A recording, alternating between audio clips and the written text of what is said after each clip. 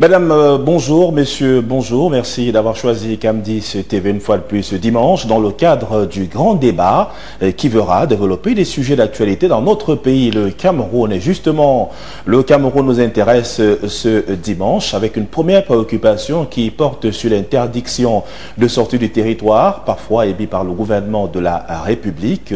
À quoi cela rime? Quels sont les enjeux tout autour de la crise sanitaire et même d'autres problèmes que rencontre le Cameroun ces derniers temps? Nous allons trouver des éléments de réponse et forcément au cours de cette émission avec nos invités. Ce dimanche encore, nous parlerons de la situation des jeunes au Cameroun à la lumière des événements survenus ces derniers temps. Ces jeunes qui choisissent de partir. Pourquoi partir alors qu'au Cameroun on peut trouver de meilleures conditions de vie, peut-être que l'extérieur, tel que vanté par d'autres personnes qui y sont, donnent l'impression que là-bas c'est l'Eldorado et c'est le bonheur qui s'y trouve. Pourtant, les réalités sont parfois cachées à ces jeunes qui, contre vents et marées, choisissent de partir, de quitter le Cameroun dans des chemins escarpés, difficiles, d'aucuns qui prennent même la voie du désert, d'autres la route de la mer, ce qui n'est toujours pas assez facile pour les uns et les autres. Nous sortirons de cet échange ce dimanche en parlant du sport football avec la Fédération camerounaise de football à travers son président d'honneur, Issa Yatou, qui a été frappé cette semaine par la Fédération internationale de football association. Il est donc sanctionné suite à quelques éléments qui ont trait à la corruption dans le secteur du football. Il est interdit de toute activité sportive décidée par la Fédération internationale de football association. Quel est donc l'impact au niveau du championnat camerounais et même dans le cadre de l'organisation de la Coupe d'Afrique des Nations de football édition 2021 qui se déroule dans notre pays, le Cameroun. Mesdames, Messieurs, une fois de plus, merci d'avoir choisi Camdis. Dans quelques secondes, je vous retrouve pour la suite des échanges avec nos invités.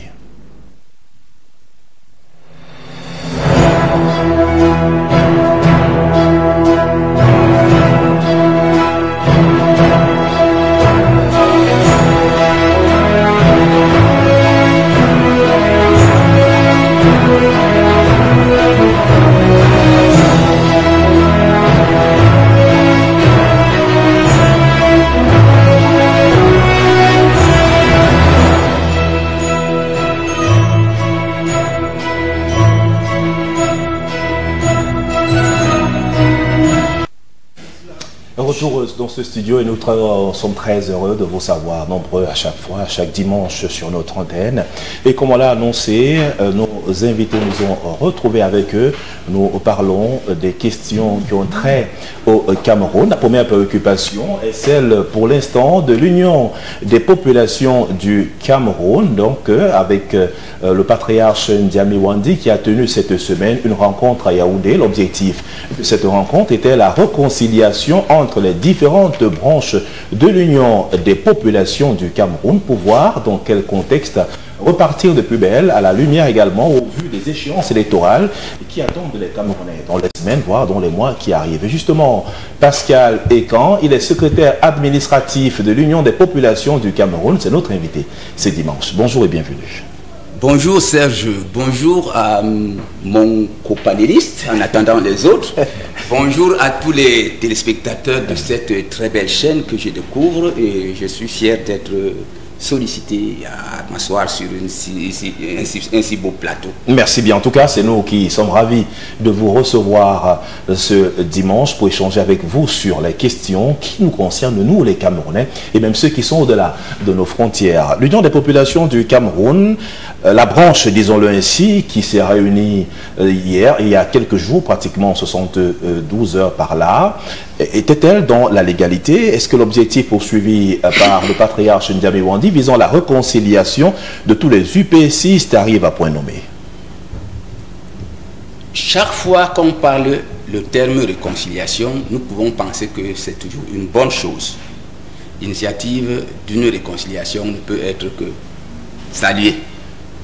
Malheureusement, dans le cas d'espèce, peut-être que le camarade révérend pasteur Simon Bolivar N'Djamé Wandi est de bonne foi, parce que compte tenu des problèmes que nous avons, il est peut-être de bonne foi pour initier quelque chose qui puisse amener l'UPC à se retrouver dans son ensemble. Mais seulement, quand on constate ce qui s'est passé, il y a un certain nombre de questionnements.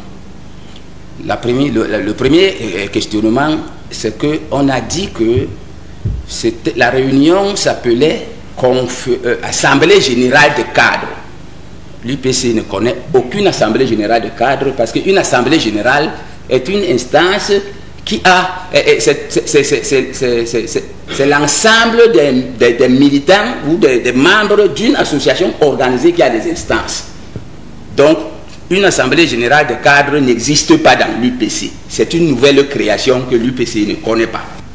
La deuxième question, c'est que le révérend pasteur N'Djamé Wandi est le président du Conseil général qui est une institution dans l'UPC. Mais il s'est présenté comme président d'un comité national de réconciliation de l'UPC. On ne connaît pas ça. Qui a créé le comité? Donc ça veut dire qu'il y a vice de forme. Qui a créé? Et il répond de qui? Parce qu'un comité national doit être créé. Il y a les instances dirigeantes du parti. Le parti ne connaît pas ce comité. Qui l'a créé? Il répond donc de qui? Parce qu'on répond de celui qui a créé. Donc, à vous entendre, la conclusion, c'est que l'objectif, la réconciliation, est bienvenue, mais sauf que les fondamentaux même, la mise en place de ce il y a d'autres questionnements. Lorsqu'on se réunit comme ça, ce n'est pas une instance de l'UPC qui s'est réunie. Plutôt que de parler des recommandations ou des propositions, on parle dans ce texte, dans cette déclaration, mais est-ce que ce sont de résolutions. Est-ce que ce ne sont pas ces divisions-là qui ont amené le ministre à suspendre l'UPC de la participation des dernières élections au Cameroun? Non, la dernière élection au Cameroun, l'UPC a participé. Moi, j'étais candidat au régional, c'est les dernières élections. En disant la présidentielle et autres. Non, la présidentielle et autres. Et je voudrais d'abord vous répondre sur votre première question. Donc, nous sommes d'accord pour la réconciliation. Mais la première question qui vient sur la réconciliation, c'est la réconciliation entre qui et qui. Voilà la première question. C'est une réconciliation entre qui et qui. Nous avons vu Paul Ipote seul. Il se réconcilie seul. Et puis, tout ce qui est sorti de là ne cadre pas avec l'UPC. Par contre... Merci. Non, par contre... C'est vrai que ce n'est pas le sujet à l'ordre du jour. Non, mais je profite de votre plateau puisque vous m'avez donné l'occasion. Par contre, moi j'ai été rencontré par Paul Ipote avec le président de la commission centrale d'organisation du congrès qui est M. Nana Victor et un autre camarade. Nous nous sommes entendus qu'il faut organiser, que nous allons organiser ensemble une conférence de cadres, de tous les cadres de l'UPC, parce qu'il n'y a pas que Paul Ipote et pas les Guérincourt, il y a d'autres cadres. Et cette conférence de cadres a lieu ce vendredi qui arrive, le 13, ici à Yaoundé. Merci, merci. En tout cas, on aura l'occasion. Donc, s'ils ont commencé comme ça, nous pensons que la suite c'est vendredi, et le congrès lui-même, il est prévu pour 11, 12, c'est la réconciliation au sein de l'UPC qui reste assez déterminante et on espère, on aura l'occasion d'avoir des plateaux spéciaux relativement à ces problèmes rencontrés au sein de l'Union des populations du Cameroun. Nous mettrons sur une table des échanges des différentes factions de l'UPC pour comprendre davantage les divisions, les scissions qui naissent au sein de cette formation politique qui est l'âme immortelle du peuple camerounais. On n'arrive pas à comprendre pourquoi ça ne marche pas. Merci d'être venu ce dimanche. Il est journaliste également, directeur de publication. Il a choisi de nous accompagner dans le cadre de cet échange ce soir. Brice Ngaba est directeur de publication de Le Quotidien paraissant au Cameroun. Bonjour et bienvenue. Merci à vous, Serge Bonjem. C'est un plaisir pour moi de participer à ce programme que j'ai souvent regardé et qui de plus en plus dans notre jargon journalistique monte en puissance. C'est une bonne chose. Je salue tous ceux qui, comme les populations de la Léki, d'où vient certainement le président à côté de moi, et moi-même d'ailleurs, les populations du Cameroun. Nous sommes très heureux en tout cas. Dans un pays en paix, mais où c'est un parti politique justement. En tout cas, on verra si le Cameroun est la scène politique. C'est une bonne chose. Le FDC l'a fait il y a quelques mois, pendant les législatives, les municipales et davantage pendant les régionales. Et je crois que le temps est donné sur ce plateau. Merci. Nous passions de moments agréables de télévision. Avec vous, je parle de l'éducation avec le baccalauréat 2021 au Cameroun. 72,23% est le taux observé dans l'enseignement général, avec une virgule dans les régions du nord-ouest et du sud-ouest du Cameroun, principalement celle du sud-ouest, qui remporte une palme assez intéressante. À quoi cela est dû dans le nord-ouest, parce qu'on sait également que ce sont des zones où l'école avait du mal à être observée ces derniers temps avec les batailles imposées par les séparatistes dans cette zone. Est-ce que vous pensez qu'il y a eu un regain d'efforts dans cette partie? Je voudrais d'abord vous faire observer une chose. Lorsque le baccalauréat répond du sous-système francophone et les examens du GCE Board répondent du sous-système anglophone. Et les deux sous-systèmes fonctionnent dans cette partie du pays. Il faudrait observer que depuis plusieurs années, le sous-système anglophone nous offre des résultats importants, des taux de réussite assez honorables. Ça ne devrait pas constituer pour moi une surprise que le sous-système francophone en pleine immersion de ce côté-là puisse connaître également pareil succès, parce que je pense qu'il faudrait mettre ce succès à l'actif des enseignants qui sont de ce côté, qui prennent quand même la chose au sérieux, et aussi des enfants qui ont encore quelque part la crainte de leurs parents. C'est tout le contraire dans plusieurs villes du pays. Je prendrai le cas de la ville d'Yaoundé. Lorsque vous parcourez la zone Kondongo, Anguissa, vous allez constater qu'il y a des établissements scolaires qui jouxtent des bars, comme nous les appelons vulgairement au quartier, et des salles de jeu. Ces salles de jeu et bars sont le lieu de prédilection où viennent se mouvoir en toute aise les élèves. Vous pensez qu'il y a un problème d'encadrement? Yes, ce problème d'encadrement. Et je suis davantage confronté dans cette position lorsqu'on sait que les régions du sud-ouest et du nord-ouest, en proie aux attaques sécessionnistes, imposent une certaine discipline tant aux parents, aux enseignants qu'aux élèves, c'est-à-dire ne pas mener une vie désinvolte parce qu'on est exposé aux attaques multiples des terroristes dans cette partie du Cameroun. Il faut également dire qu'il y a les encouragements du gouvernement de la République à travers le plan de réconciliation, de modernisation mis sur pied, de reconstruction dans cette zone, donc conduit par le ministre Paul Tazon dans cette localité. Oui, il faut aussi quand même que ce plan, puisque vous en parlez, il n'est pas encore techniquement opérationnel. Il y a eu une mobilisation de fonds. Il y a un comité qui a été mis sur pied au niveau des services du Premier ministre, dirigé par le directeur de cabinet du Premier ministre. Et l'on attend qu'il y ait véritablement accalmie dans ces différentes régions-là pour que le plan en lui-même soit mis en œuvre, effectivement, parce que... Merci. Je vous reviendrai, Brice, c'est vrai que le sujet est assez vaste et il intéresse énormément les Camerounais. On a le temps de recevoir aussi d'autres invités. Denis Emilien Atongana, il est président du Front des démocrates camerounais. Bonjour président et bienvenue. Il est également conseiller municipal.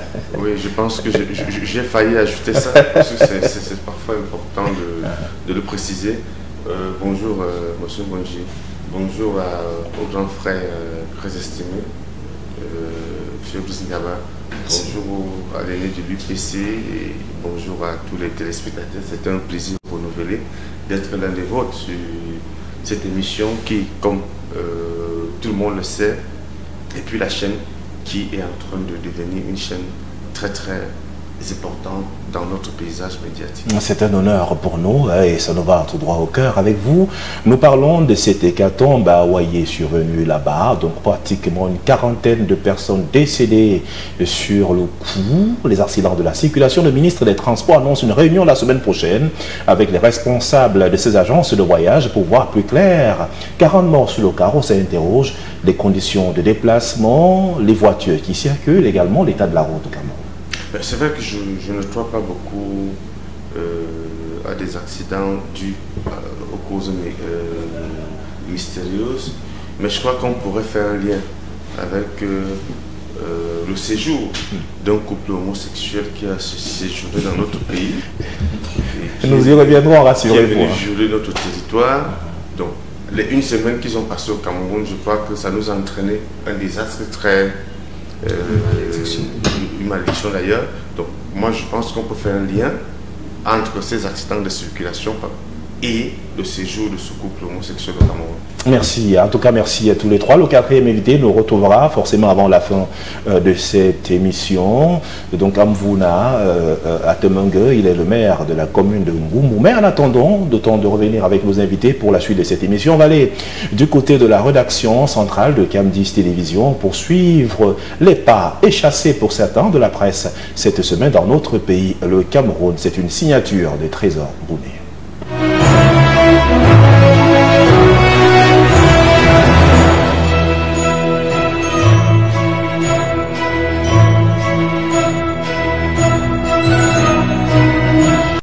Une bien triste semaine se referme ce dimanche au Cameroun.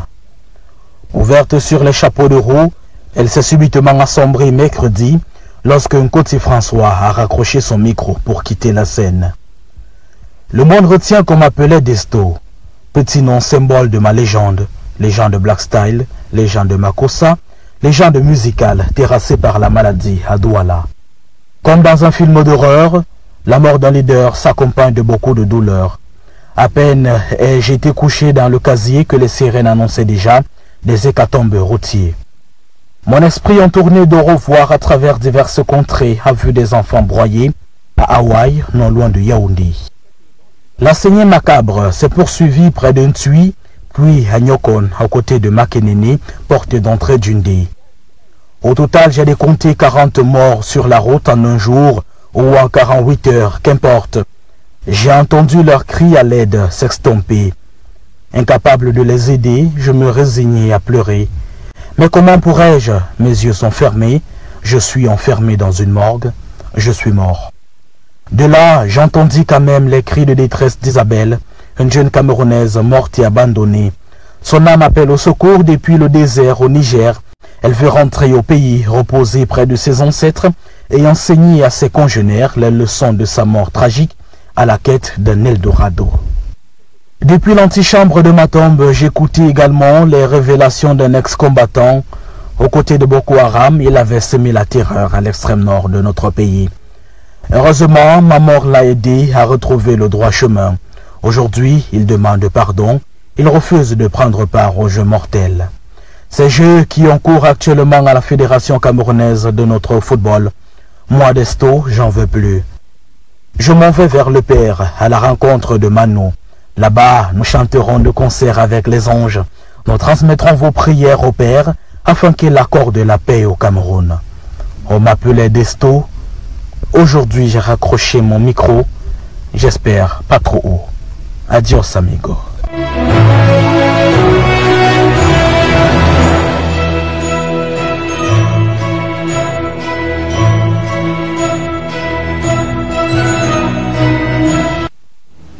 Merci pour cette revue de presse. C'était une replongée dans l'actualité scrutée par les journaux cette semaine qui s'achève dans notre pays, le Cameroun. On l'a annoncé à l'entame de cette émission. La première thématique porte sur cette interdiction de sortie du territoire par le gouvernement de la République. Également, c'est qu'il y a plusieurs affaires qui sont dans notre pays, le Cameroun, qui interrogent l'opinion publique nationale, que ce soit la crise sanitaire au Cameroun et même l'organisation de la Coupe d'Afrique des Nations de football au Cameroun. Tout ceci permet de s'interroger en attendant bien sûr pour d'autres affaires les enquêtes qui sont menées dans le cadre de la riposte gouvernementale contre le coronavirus au Cameroun. Quelques interrogations font état de ce qui est pratiquement 11 milliards par là qui se rechercheraient entre deux ministères, principalement celui des Finances et celui de la Santé publique. Parce qu'à l'écran, le Cameroun, depuis quelque temps, on parle de l'interdiction de sortie du territoire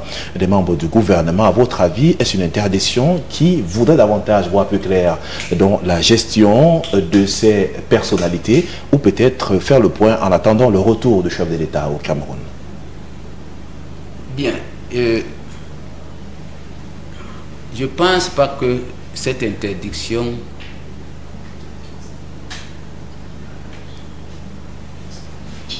ce que moi je peux penser de cette interdiction, je vais vous dire quelque chose. Avant que Paul Biya n'arrive au pouvoir, Amadou Ahidjo, devant telle situation, voilà comment il procédait. Je vais vous donner le cas de la 8e Coupe d'Afrique des Nations. Lorsque le président Ahidjo a seulement appris et il a eu entre ses mains des billets du stade contrefaits. Dès qu'il a eu ça entre les mains, avant toute enquête, tout le monde devrait être à Kondengui d'abord. Donc les Kwam, les Mongombor, tout le monde était déjà en prison. On ne peut pas garder les gens dehors. Ils vont entraver les enquêtes. Ils entravent tout. Quand les gens sont soupçonnés seulement, il faut les mettre à l'abri des barrières des enquêtes. Ces gens ont déjà beaucoup volé, ils ont beaucoup d'argent, ils sont dehors, les enquêtes, on parle tout. Chaque fois qu'on parle d'une enquête au Cameroun, c'est pour noyer le dossier. Et donc moi je ne pense pas que ce soit pour les enquêtes, parce que si ce n'était que pour les enquêtes, ils sont nombreux qui seraient déjà en prison depuis, parce que d'autres enquêtes ont précédé, et on n'a pas de résultats.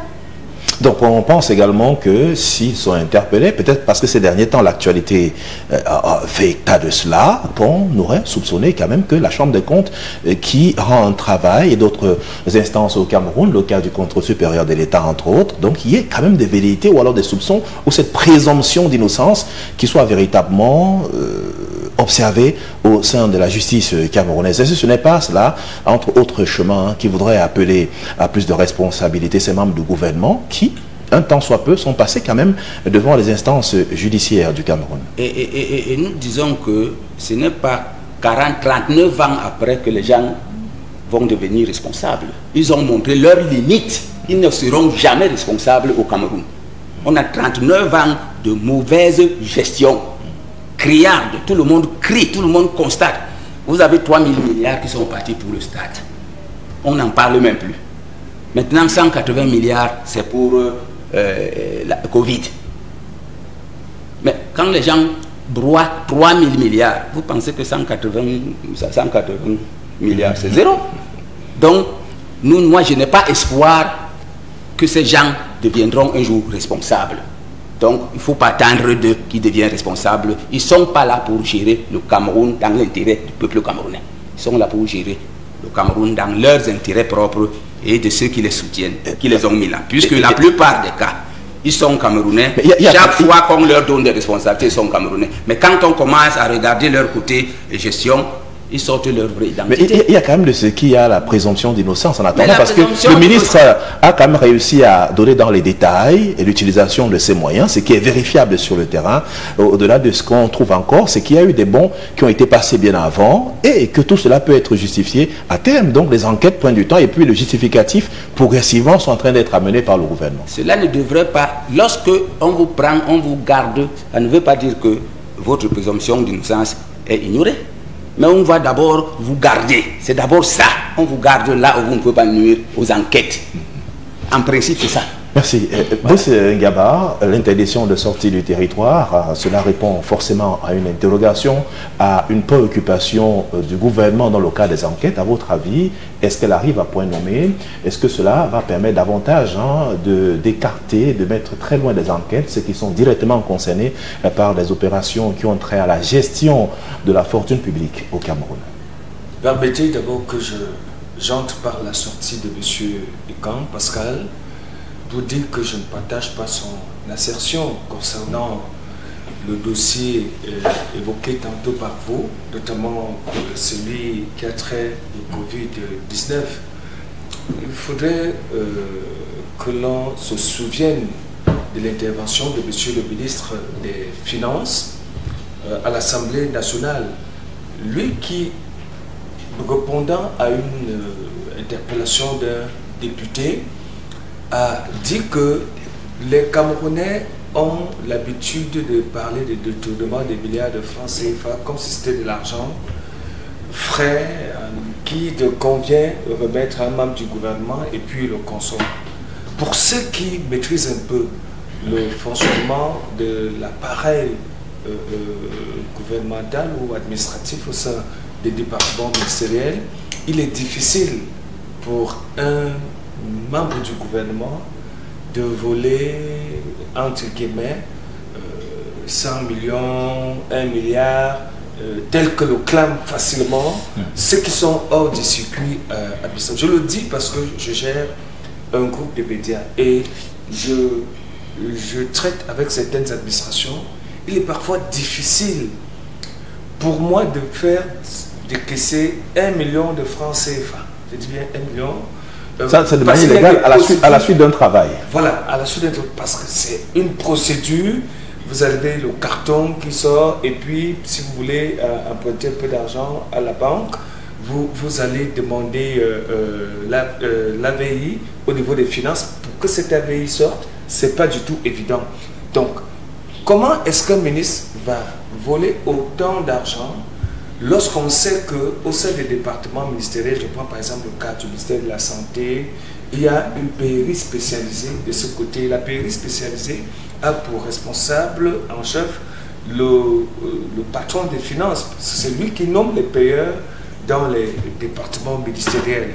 Il est donc difficile pour un membre du gouvernement de convaincre un payeur de faire débloquer un montant X qui n'obéit pas à une commande précise qui a été validée par tout un circuit. N'oubliez pas que dans les départements ministériels, parce que c'est bien que ceux qui nous regardent comprennent, dans les départements ministériels, il y a ce qu'on appelle les contrôleurs financiers.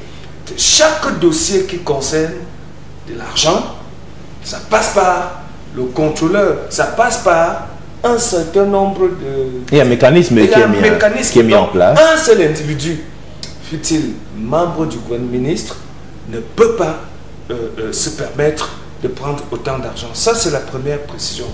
Deuxième précision qu'il faille apporter, concernant cette fois-là votre question, vous parlez d'interdiction. Est-ce que cela va permettre de circonscrire les mouvements de certains membres du gouvernement? Je voudrais tout simplement dire que ce n'est pas la première fois que pareille mesure est prise dans ce pays. C'est peut-être une façon, en cette période de Covid-19, on peut aussi interpréter cela pour celui qui gouverne, le gouvernant en chef, permettez cette expression, de pouvoir préserver l'état de santé de ses collaborateurs qui pourraient être exposés à cette pandémie en se déplaçant. Je le dis avec toute l'ironie possible, mais ça peut aussi être cela parce que ni vous ni moi n'avons le fond du dossier qui amène le gouvernement en chef, autant pour moi, le gouverneur en chef, à prendre cette disposition. Mais moi, je ne trouve pas en cela quelque chose de mauvais. Vous savez pourquoi? Et pour sortir. Oui, c'est pour sortir, tout simplement parce que le Cameroun a signé certains accords avec d'autres pays à l'international. Et parmi ces accords, il y a l'accord sur la sécurité. Monsieur Mbondje, dites-vous une chose, hein, que vous soyez à Yaoundé ou à Kuala Lumpur, à Boumyebel ou à, je ne sais pas moi, Ottawa, lorsque le Cameroun veut vous prendre parce que vous avez des petits soucis avec la justice, le Cameroun met en branle ses relations avec l'État où vous vous trouvez et puis Interpol agit, vous retrouve et vous ramène dans le pays. Parfois, on ne fait pas de bruit pour ces actions qui sont menées par les pouvoirs publics. Donc, véritablement, c'est une mesure qui est prise par... On attend de voir. Hein. On attend de voir et ne supputons pas davantage sur des faits dont nous n'avons pas le fond de dossier. Merci Brice Ngaba. Donc on vous diront qu'il n'y a pas de fumée sans feu dans le cas d'espèce. Lorsqu'une mesure pareille est prise, forcément il y a des contournements. Je vous reviens, hein, le temps que Denis... Juste 30 secondes, je n'en disconviens pas, mais je voudrais dire une chose. Il y a un rapport, vous allez comprendre pourquoi est-ce que j'ai dit que j'étais pas d'accord. Il faut bien qu'on avance dans le débat. Il y a un rapport du ministre des Finances qui a été rendu public. Et quelque part, je n'ai pas la note officielle, donc on dit que le ministre de la Santé a contesté 10 milliards de francs CFA. Vous voyez donc qu'il y a des sons discordants entre les deux, il y a des sons des chiffres qui ne concordent pas. gouvernement, des chiffres qui ne concordent pas, ça veut dire qu'il y a problème. Et ça me rejoint dans ce que je disais tantôt, qu'il est difficile de faire distraire autant d'argent lorsqu'il y a une mission précise qui a été assignée pour l'utilisation de ces fonds. Merci, c'est noté. Donner milliards à Tangana, c'est vrai que dans le rapport, d'aucuns indiquent la somme de 173 milliards de francs CFA relativement aux 180 milliards qui sont concernés, sans oublier les ajustements qui ont été faits par la suite. Est-ce que ce n'est pas parce qu'on parle des fonds spéciaux dans le cadre de la lutte contre le coronavirus qu'il y a eu des sorties d'argent et qu'il n'y ait pas eu une certaine unicité dans la gestion de ces finances que ça crée problème aujourd'hui de 2 milliards à Tangana? Il y a deux précisions qu'il faut faire. Premièrement, la répartition des dotations budgétaires du Premier ministre était une répartition fantaisiste. Il y a des départements ministériels qui ont reçu de l'argent, des milliards, et qui ne méritaient pas de les recevoir. C'est comme je dis souvent, vous voulez combattre le grand banditisme. Au lieu de donner des moyens à la police et à la gendarmerie, vous partez plus donner ces moyens aux directeurs des écoles primaires en disant que vous voulez combattre le grand banditisme. C'est ce qui s'est fait dans le cadre du Covid-19. Donc, il y a des départements ministériels qui ont reçu des milliards, qui n'avaient pas du tout le droit de les recevoir. Et c'est tout à fait normal que cet argent ait pris d'autres destinations. Et sans oublier qu'il y a des départements ministériels qui ont dit ne jamais avoir reçu de cet argent. Oui, certains n'ont pas reçu, c'est clair, mais ils n'avaient pas besoin de les recevoir. Beaucoup n'avaient pas besoin de les recevoir. Je vais vous faire une anecdote qui est un peu très simple. Alors, il y a un responsable au ministère de la Santé qui, malheureusement, perd son épouse. Et pendant ce temps, les gens se rendent compte qu'il est très riche. Il n'avait pas de l'argent avant, mais maintenant, il a de l'argent. Il a fait un immeuble, il a acheté une nouvelle voiture, et les gens disent qu'il a vendu sa femme. Pour se défendre, il dit non, je n'ai pas vendu mon épouse, c'est l'argent du Covid. 3 mois après, les enquêtes déclenchent. Pour dire qu'on n'a pas besoin de passer par 4 chemins, tous ceux qui ont été dans le circuit de gestion des fonds du Covid, allaient interroger leur train de vie, allaient voir les investissements qu'ils ont faits en quelques mois. J'ai dit, Camdis, c'est une chaîne de télévision. Mais on peut s'accorder quand même pour certains qui disent qu'il y a eu des fautes de gestion. Camdis, non, on n'est pas dans des fautes de gestion. Je vous dis, allez enquêter sur tous ceux qui ont été dans le circuit de gestion des fonds du Covid. Je vous assure, celui qui n'a rien fait a au moins un duplex. Première chose. Sauf que ce n'est pas des choses qu'on peut prouver matériellement. Deuxième chose, non, écoutez. Ça ne va pas rentrer dans le cadre des affabulations. Je dis non, je dis allez enquêter, c'est simple. Est-ce que vous avez déjà enquêté au préalable? Je dis, quand je parle, le FDC, nous avons déclaré une marche pour dire, on ne peut pas, on a félicité le président de la République d'avoir prescrit une enquête qui était en cours au niveau du TCS. Et le préalable, quand on ouvre une enquête, c'est qu'on décharge d'abord les uns des autres de leurs fonctions pour permettre que les enquêtes se poursuivent sereinement.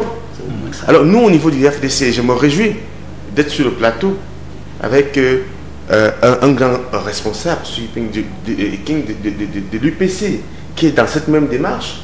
Et je lui tends d'ailleurs la main en disant que nous pouvons poursuivre cette quête-là parce qu'il est inacceptable dans les usages républicains qu'on engage une enquête, qu'un gouvernement se fasse auditionner par des policiers et des gendarmes étant en fonction. Ça ne se fait pas. C'est un mépris du peuple. C'est un mépris des usages républicains. Et nous, au niveau du FDC, nous sommes conscients que dans une république qui marche, le préalable aurait été que le Premier ministre et son gouvernement démissionnent ou que le président de la République fasse un remaniement ministériel. Alors, moi, je poursuis en disant que l'enquête qui a été ouverte, les interdictions ont tout leur sens. Mais on ne peut pas comprendre, dans un pays comme le nôtre, où on nous a dit que le président de la République a engagé des dons, que le ministre Atanganji a distribué, et moi dans mon village, où je suis conseiller municipal, pratiquement, je prends seulement mon village, qui a plus de 3000 habitants et des environs. Peut-être il y a des opérations qui ont été 3000 habitants, ils ont reçu dans ce village-là dans le cas de ce dont ils ont reçu 12 cachenets et un seau d'eau. Maintenant, sur les 100... Est-ce que c'est vérifié? Maintenant, sur les 180 milliards dont on nous parle, écoutez, mon village jusqu'ici n'a rien reçu. En tant que conseiller municipal à la commune de Monatélé, je vous dis, allez vérifier. Sur les 191 milliards, si déjà mon village n'a rien reçu. 180 milliards. 180 milliards, si mon village n'a rien reçu, je suis très convaincu que les autres villages n'ont rien reçu. Alors, comment voulons-nous faire croire que les 180 milliards ont été bien gérés, alors que le bas peuple, qui était destinataire de ces 180 milliards, n'a rien reçu? Comment veut-on nous faire croire que les 180 milliards qui ont été bien gérés, le plateau technique n'a pas évolué? Or, le Covid-19 aurait été une excellente opportunité pour permettre qu'on construise davantage le plateau technique dans nos hôpitaux. Moi, je viens de Monatélé. L'hôpital des districts de Monatélé, jusqu'à présent, ça fait 10 ans, n'a pas une ambulance. J'ai dit, les gens meurent de n'importe comment, n'a pas d'ambulance. Et allez faire le tour dans d'autres hôpitaux au Cameroun. Il n'y en a pas dans les départements, dans les arrondissements. Donc, à votre avis, vous auriez souhaité que le Covid-19 soit le prétexte pour revoir la plateau technique. C'est noté. C'est comme un exemple, n'est-ce pas? On prend un CACEM, le ministère des enseignements secondaires. Ça fait 3 ans qu'il n'y a pas ce qu'on appelle les jeux FENASCO. Mais ce ministère continue à prendre ce qu'on appelle les quotes-parts pour les jeux FENASCO. Cet argent va où? A-t-on dit aux parents d'élèves, aux enseignants, a-t-on dit à la communauté éducative, pourquoi on continue à prélever les quotes-parts pour les jeux FENASCO? Où est-ce que cet argent va? Est-ce qu'on a amélioré les infrastructures sportives dans les établissements scolaires, dans les départements, alors que ce ministère continue? Donc c'est la même gestion qu'on voit du Covid, parce qu'on a un État qui est un genre, et on est en droit d'exprimer. Je m'en vais. Oui, Brice, vous avez la parole, autant que Pascal et Clan aussi réagissent sur l'actualité, sur la question. Non, vous n'allez pas arracher la parole. Chacun a son tour de parole. Attendez, ce n'est pas... Je n'engage pas la parole. Non, je me reviens. Nous sommes en débat, mais justement... Oui, non, s'il vous plaît. Notez. Tout le monde doit noter que sur un plateau... Nous sommes dans un débat, ça veut dire que... Chacun a son tour de parole. Brice, calmez-vous, je donne la parole dans un petit moment. Les téléspectateurs au même niveau... Oui, mais sauf qu'on va pas monopoliser la parole avec 2 ou 3 personnes. Voilà. Maintenant, la question pour moi avec vous, Pascal Egan, c'est que la mesure qui est prise par le gouvernement de la République, l'interdiction de sortie du territoire, est-ce qu'on ne pouvait pas faire autrement, au-delà d'interpeller, peut-être, comme vous l'aviez dit, qu'on pouvait garder ces personnalités en lieu sûr, qui sont convaincues de détournement? Est-ce qu'ils ne peuvent pas, dans une certaine mesure, jouir d'une certaine crédibilité auprès des Camerounais? C'est-à-dire que les enquêtes soient véritablement menées et finies, même si d'aucuns parlent disons, des fautes de gestion qui sont assimilables pour certains à des détournements au Cameroun. C'est tout un gouvernement qui est dans des difficultés. Est-ce que cela n'augure pas d'autres actions futures qui peuvent être menées par le chef de l'État du Cameroun, notamment le remaniement ministériel qui est attendu pour certains au niveau du gouvernement? Serge, je suis tout à fait d'accord. D'ailleurs, c'est prévisible que M. Ngaba et moi ne tombions pas d'accord. Qu'il conteste ce que j'ai dit, je le prévois. Parce que ceux qui sont au RDPC ne peuvent pas être en accord avec l'UPC. La vraie, non. Parce que pour l'UPC, c'est le Cameroun d'abord. Et l'UPC a déjà tout donné pour le Cameroun. Ceux qui sont au RDPC, on voit bien qu'ils font tout pour que le Cameroun meure. Ils font tout pour que les Camerounais meurent. Ils volent tout. Mais comment voler tout? Ils proposent des choses, il y a quand même des éléments sur la table qui permettent de justifier. Serge, nous n'allons pas discuter de ça. Il y a au moins tout un gouvernement déjà en prison. Ça ne fait même pas de référence pour que les autres freinent. Ils sont là pour voler davantage. Donc tous doivent finir en prison. Ça c'est clair. Bon, maintenant, par rapport au chef de l'État et aux mesures qu'il prend, je dis, c'est bien de prendre les mesures, mais on a des précédents. Nous avons fait un coup de cœur ici. La valise diplomatique est encore entre Paris et Washington aujourd'hui. On n'en parle même plus.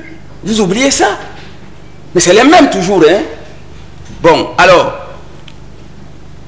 quelqu'un nous a laissé croire ici que si quelqu'un va n'importe où, on va le chercher. Ça, c'est une vie de l'esprit. Sinon, les Simi seraient ici. Ils sont partis avec de l'argent, on les connaît. Il y a les Chimi. Et donc on ne peut pas, c'est tout le peuple camerounais qui suit actuellement la politique du gouvernement. Le président de la République, quand il prenait le pouvoir, nous a promis la rigueur et la moralisation. Il ne faut jamais s'écarter de ça, mais il faut voir ce qu'il nous produit. C'est tout l'inverse. Tout l'inverse. Il a un Cameroun qui n'a pas prévu, parce qu'il s'est entouré de vampires et qui sont en train de la il faudra que le chef de l'État davantage frappe du poing sur la table, et pour vous, pour l'UPC, réussir à extirper ceux qui sont convaincus, en fait ceux en qui vous n'avez pas confiance, qui ont pu gérer la fortune publique, donc les envoyer rejoindre d'autres anciens membres du gouvernement qui sont en prison. Ce n'est pas nous qui les envoyons, c'est eux-mêmes qui choisissent cette voie. Si c'était nous, ils ne seraient même pas dehors, parce qu'il ne faut pas laisser les gens dehors. Comment tout le monde vous soupçonne de voler? Mais vous êtes sous enquête, mais vous êtes encore au poste. Ça veut dire quoi? Vous allez faire disparaître d'autres pièces, d'autres preuves. C'est clair, non? Il ne faut pas être un magistrat hors hiérarchie pour comprendre ça. Mais l'autre question, avant de sortir et évoluer avec Brice Ngaba, qui souhaitait prendre la parole il y a un instant, c'est que malgré ce qu'on peut dire du gouvernement, d'aucuns qui pensent que le gouvernement travaille mal, qu'on détourne des fonds publics, qu'on n'a pas pu les rattraper, il n'y a que le Fonds monétaire international reste dans cette confiance avec le Cameroun. La suite de décaissement de 93 milliards de francs CFA, c'est en route, sans oublier d'autres projets sur le Cameroun. Il y a quand même certaines crédibilités. Pourquoi les Camerounais n'ont pas confiance à l'État lorsqu'il y a des situations critiques comme celle-là qui surviennent? Vous avez bien fait de choisir le Fonds monétaire international. Je vais vous dire, le Fonds monétaire international, c'est une banque qui ne vous donne pas de l'argent parce que vous êtes crédible. Ce n'est pas ça. Il vous donne l'argent parce qu'il doit vous donner. Quand on vous donne autant d'argent, il faut nous dire combien le Cameroun va ramener pour payer. Il faut voir. Donc, on ne peut pas crier qu'on vient de donner l'argent de Covid qui est mal géré. Et c'est les mêmes qui viennent encore vous donner l'argent sans avoir la réalité de votre gestion en face. C'est la première question que vous devriez vous poser, plutôt que d'apprécier. Ce n'est pas au Fonds monétaire d'apprécier notre gouvernement, c'est à nous-mêmes, les populations du Cameroun. Le Fonds monétaire n'a pas apprécié pour notre gouvernement pour qu'il soit bon. Ce gouvernement ne doit pas être bon pour le gouvernement, ce n'est pas le gouvernement pour le Fonds monétaire international. C'est le gouvernement camerounais pour le peuple camerounais. Pourquoi ils attendent toujours les appréciations qui leur viennent d'ailleurs, alors que nous, on les critique, on crie? Merci Brice Ngaba. C'est vrai que même si on parle de Fonds monétaire international, il y a quand même des directives ou des propositions dans la gestion des affaires publiques qui avaient été faites par le Fonds monétaire international et qui restaient d'actualité. On parlait beaucoup plus de la subvention des carburants à la pompe, on parlait de la réduction du train de vie de l'État du Cameroun. Est-ce que dans ces conditions, ces organisations internationales, ces bailleurs de fonds internationaux à leur niveau n'aident pas carrément le Cameroun à être libre, à sortir, parce que lorsqu'on parle de ces prêts, ça augmente le taux d'endettement du pays et on ne sait véritablement pas quel est le pourcentage qui est derrière et quels sont les sites à exploiter en termes de remboursement pour le pays. Je répondrai à votre question en deuxième partie de mon intervention parce que, justement, je l'ai dit tantôt, il faut qu'on mette nos auditeurs, nos téléspectateurs au même niveau de débat.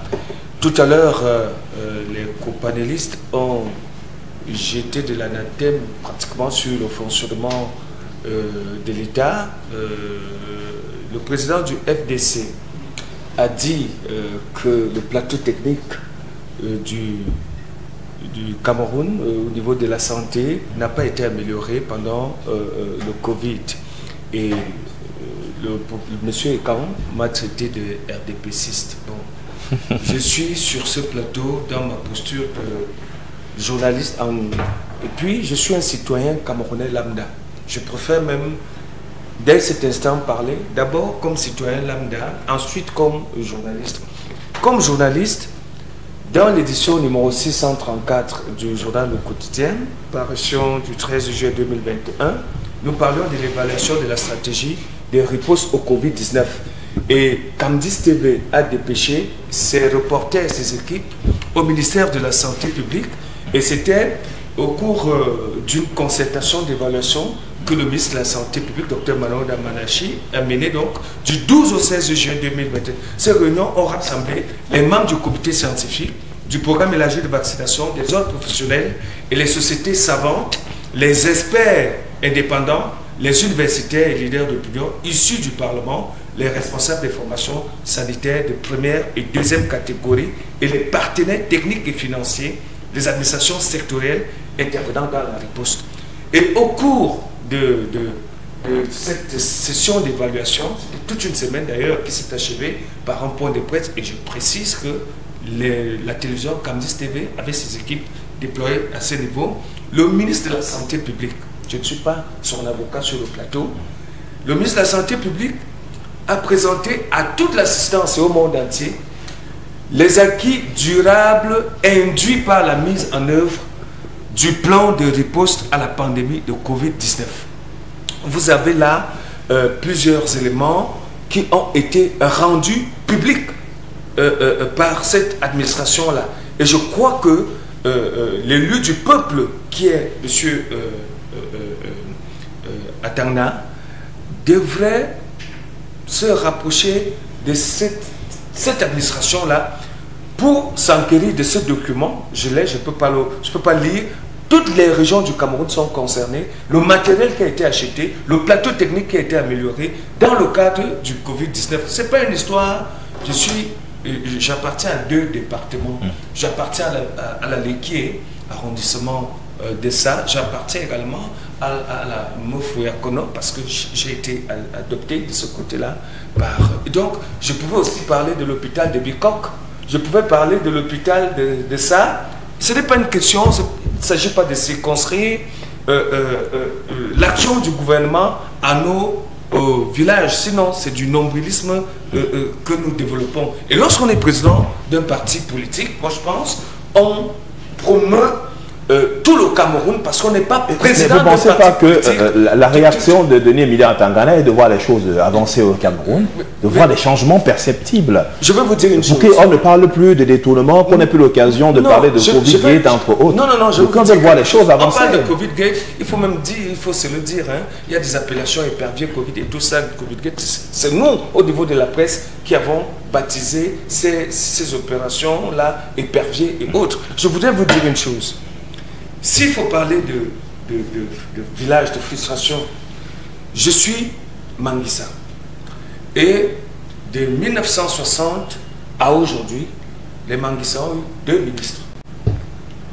Ngabanzana Médard, mon grand-père, Yoba Olangnaona, mon bel-oncle parce qu'il a épousé la fille de Ngabanzana Médard. Mais si on va dans ce sens, ça va révéler d'autres velléités tribales. C'est pour que, écoutez, quand je le dis... Il y en a dans d'autres régions du Cameroun qui n'ont jamais eu de ministre. Très bien, si je le dis... Donc ne faisons pas dans ce sens. Oui, je ne voulais pas que le débat aille justement dans ce sens. Je voudrais qu'on comprenne que dans ce pays, il y a des choses qui sont faites. On ne peut pas dire que tout est peint en noir.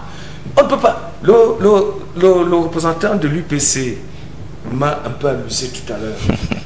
Vous savez pourquoi et comment? Lorsqu'il dit les gars ont passé 39 ans à voler. Monsieur Mbondje, vous et moi sommes aujourd'hui à Camdis TV.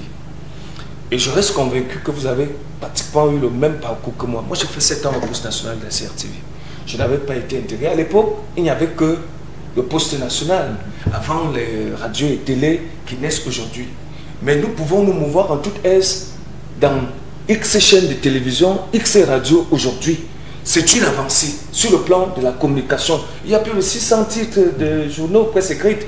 Je reviens même sur le plan politique. Vous pensez qu'au temps du monsieur qu'il a cité, qui a été une personnalité dans ce pays, dans le tout premier président de ce pays, vous pensez qu'à l'époque de ce monsieur, lui, UPCiste, pouvait être sur un plateau radio et débuter des choses à l'encontre des pouvoirs publics en place. Il n'y avait pas cette liberté de la presse. Et ressortir de ce studio sans aller soit à Yoko, soit à Mantoum, soit je ne sais où. Mais c'est pour cela qu'il a évoqué la rigueur dans la gestion. Non. Le problème qu'il y a avec les partis politiques d'opposition, beaucoup plus dans notre pays, c'est qu'ils ne sont pas des partis de culture. Ce sont des partis qui se mettent dans une position de porter critique à tout, sans apporter une solution. Vous pensez qu'il faut des partis de développement. Le parti de développement est un parti, et M. Emilien Atangna, mais Brice Ngaba, qui est intelligent, suffisamment intelligent, et qui a des amis qui promeuvent leurs différents pays, de par l'action qu'ils mènent, dans le cadre de leur parti politique. C'est très bien que est-ce que ce n'est pas parce qu'on porte l'étiquette d'opposant? Est-ce que ce n'est pas cette étiquette-là qu'il n'y a pas de tendance, ou alors peut-être... Justement, c'est ça le problème. Qui réduit l'opposition, comme on dit, à une phase uniquement critique et ne prend pas part à la gestion de la vie. C'est cette opposition, justement, qui le fait. Vous savez, j'ai assisté au Père son âme. C'était un grand monsieur. J'ai assisté à plusieurs réunions présidées par le feu secrétaire général de l'Union des populations du Cameroun, le ministre d'État Augustin Frédéric Kodok. Ce monsieur avait de la hauteur. Il avait la culture de parti politique, même étant de l'autre côté de l'opposition. Monsieur Kodok, et c'est d'ailleurs pour cela que vous allez observer quelque chose. En quelques secondes, on va devoir avancer. En quelques secondes. L'UPC Kodok, je préfère l'appeler ainsi parce que je ne suis pas créé une polémique sur le plateau. L'UPC qui était géré par le président, le SG Kodok, était cette UPC qui a su maintenir les relations avec les pouvoirs publics et avait au moins 2 membres du gouvernement. 2 membres issus de ce parti au sein du gouvernement. Sans oublier les députés. Sans oublier, bon là-bas même c'est l'élection, donc le combat politique sur le terrain. Merci Denis. Aujourd'hui, l'UPC dans sa posture donc actuelle n'a aucun membre, même pas un secrétaire. Bon, pour consoler une tendance, on a nommé quelqu'un là, président du conseil d'administration de quelque chose. Bon, peut-être ça va mobiliser les militants parce qu'on a aussi la culture du peuple exceptionnellement, merci Brice Ngaba. Exceptionnellement, on va, avant de passer à la prochaine thématique, permettre à Pascal Leclan quand même de réagir. Ça veut que l'UPC... Il faut bien qu'on avance, Denis. On va devoir avancer. Merci beaucoup. Quelques secondes. Merci beaucoup. Si vous permettez, on a beaucoup parlé de l'UPC, on n'a pas... Je ne vais pas long, j'ai 2 minutes. J'ai 2 minutes. Ok, moi je parlais 11 minutes. 11. Mon jeune frère Ngaba, l'UPC ne pouvait pas s'asseoir sur un plateau du temps à Edjo pour parler, parce qu'il n'y avait pas déjà un plateau. N'est-ce pas? Il n'y avait pas le multipartisme, il y avait un seul parti politique. Et qui est venu avec le multipartisme? C'est la rue qui est venue avec le multipartisme. Parce qu'il y a eu des marches contre le multipartisme ici. Vous l'oubliez ça? C'est la rue qui a amené la République. Ça, c'est la première. Quand vous parliez, je ne vais pas supporter que quelqu'un d'autre parle. Moi, je vous écoute attentivement. Donc, du temps d'Aïdjo, il n'y avait qu'un seul parti. Et donc, il ne pouvait pas avoir l'UPC sur un plateau, encore qu'il n'y avait pas de plateau. Maintenant, quand le général de l'armée ennemi apprécie votre général, c'est qu'il a commis une erreur. C'est tout à fait normal que vous appréciez Kodok, parce qu'il faisait la politique du RDPC. Non, pas forcément. Moi, je n'ai jamais été. C'est pas une émission pour l'UPC. Non, mais c'est lui qui a soulevé ce que lui pense que Kodok n'est pas une d'accord, merci. Parce qu'il a signé son alliance, moi je l'ai combattu. C'est noté. Merci, on va essayer d'avancer dans les sujets. Donc c'est tout à fait normal que vous l'appréciez. Qu'on ne reparle plus de cette première thématique. Je commence avec vous sur le deuxième sujet de ce dimanche. Parlons de l'immigration clandestine. Moi je me disais que Non, vous aurez la parole. Et c'est un sujet qui vous intéresse aussi. On va y aller, mais parlons, je me disais que j'allais avoir 11 minutes de parole. Non, pas du tout, Denis, ça va aller, rassurez-vous, vous avez l'occasion de parler. Non, on passe à la deuxième thématique, parlons... Non, allons-y. Denis, s'il vous plaît, avançons. Je fais la doléance. S'il vous plaît. Vous avez la parole, mais sur notre sujet, entendons-nous. Droit à 11 minutes de parole, comme... Non, c'est pas vous qui gérez le plateau, Denis Emilien, un peu de discipline. Vous avez la parole, on a passé cette thématique, s'il vous plaît, avançons, Denis. Je fais le plaidoyer pour avoir 3 minutes de parole, parce que il y a eu un échange et je pense quand même qu'il y a des précisions qu'il faut faire. Qu'il faut faire en disant que nous, le FDC, nous sommes un parti républicain et les critiques que nous faisons, ce n'est pas pour détruire le pays, c'est pour que les gens se mettent en question, c'est pour faire avancer le pays. Et en matière d'initiative de développement, je pense que si on va un peu enquêter sur ce que nous autres, nous avons déjà eu à faire sur le plan social, c'est très énorme. La politique, elle n'est pas comme on peut dire. La gestion des fonds Covid, le peuple camerounais peut en juger. Qu'est-ce que chacun a reçu?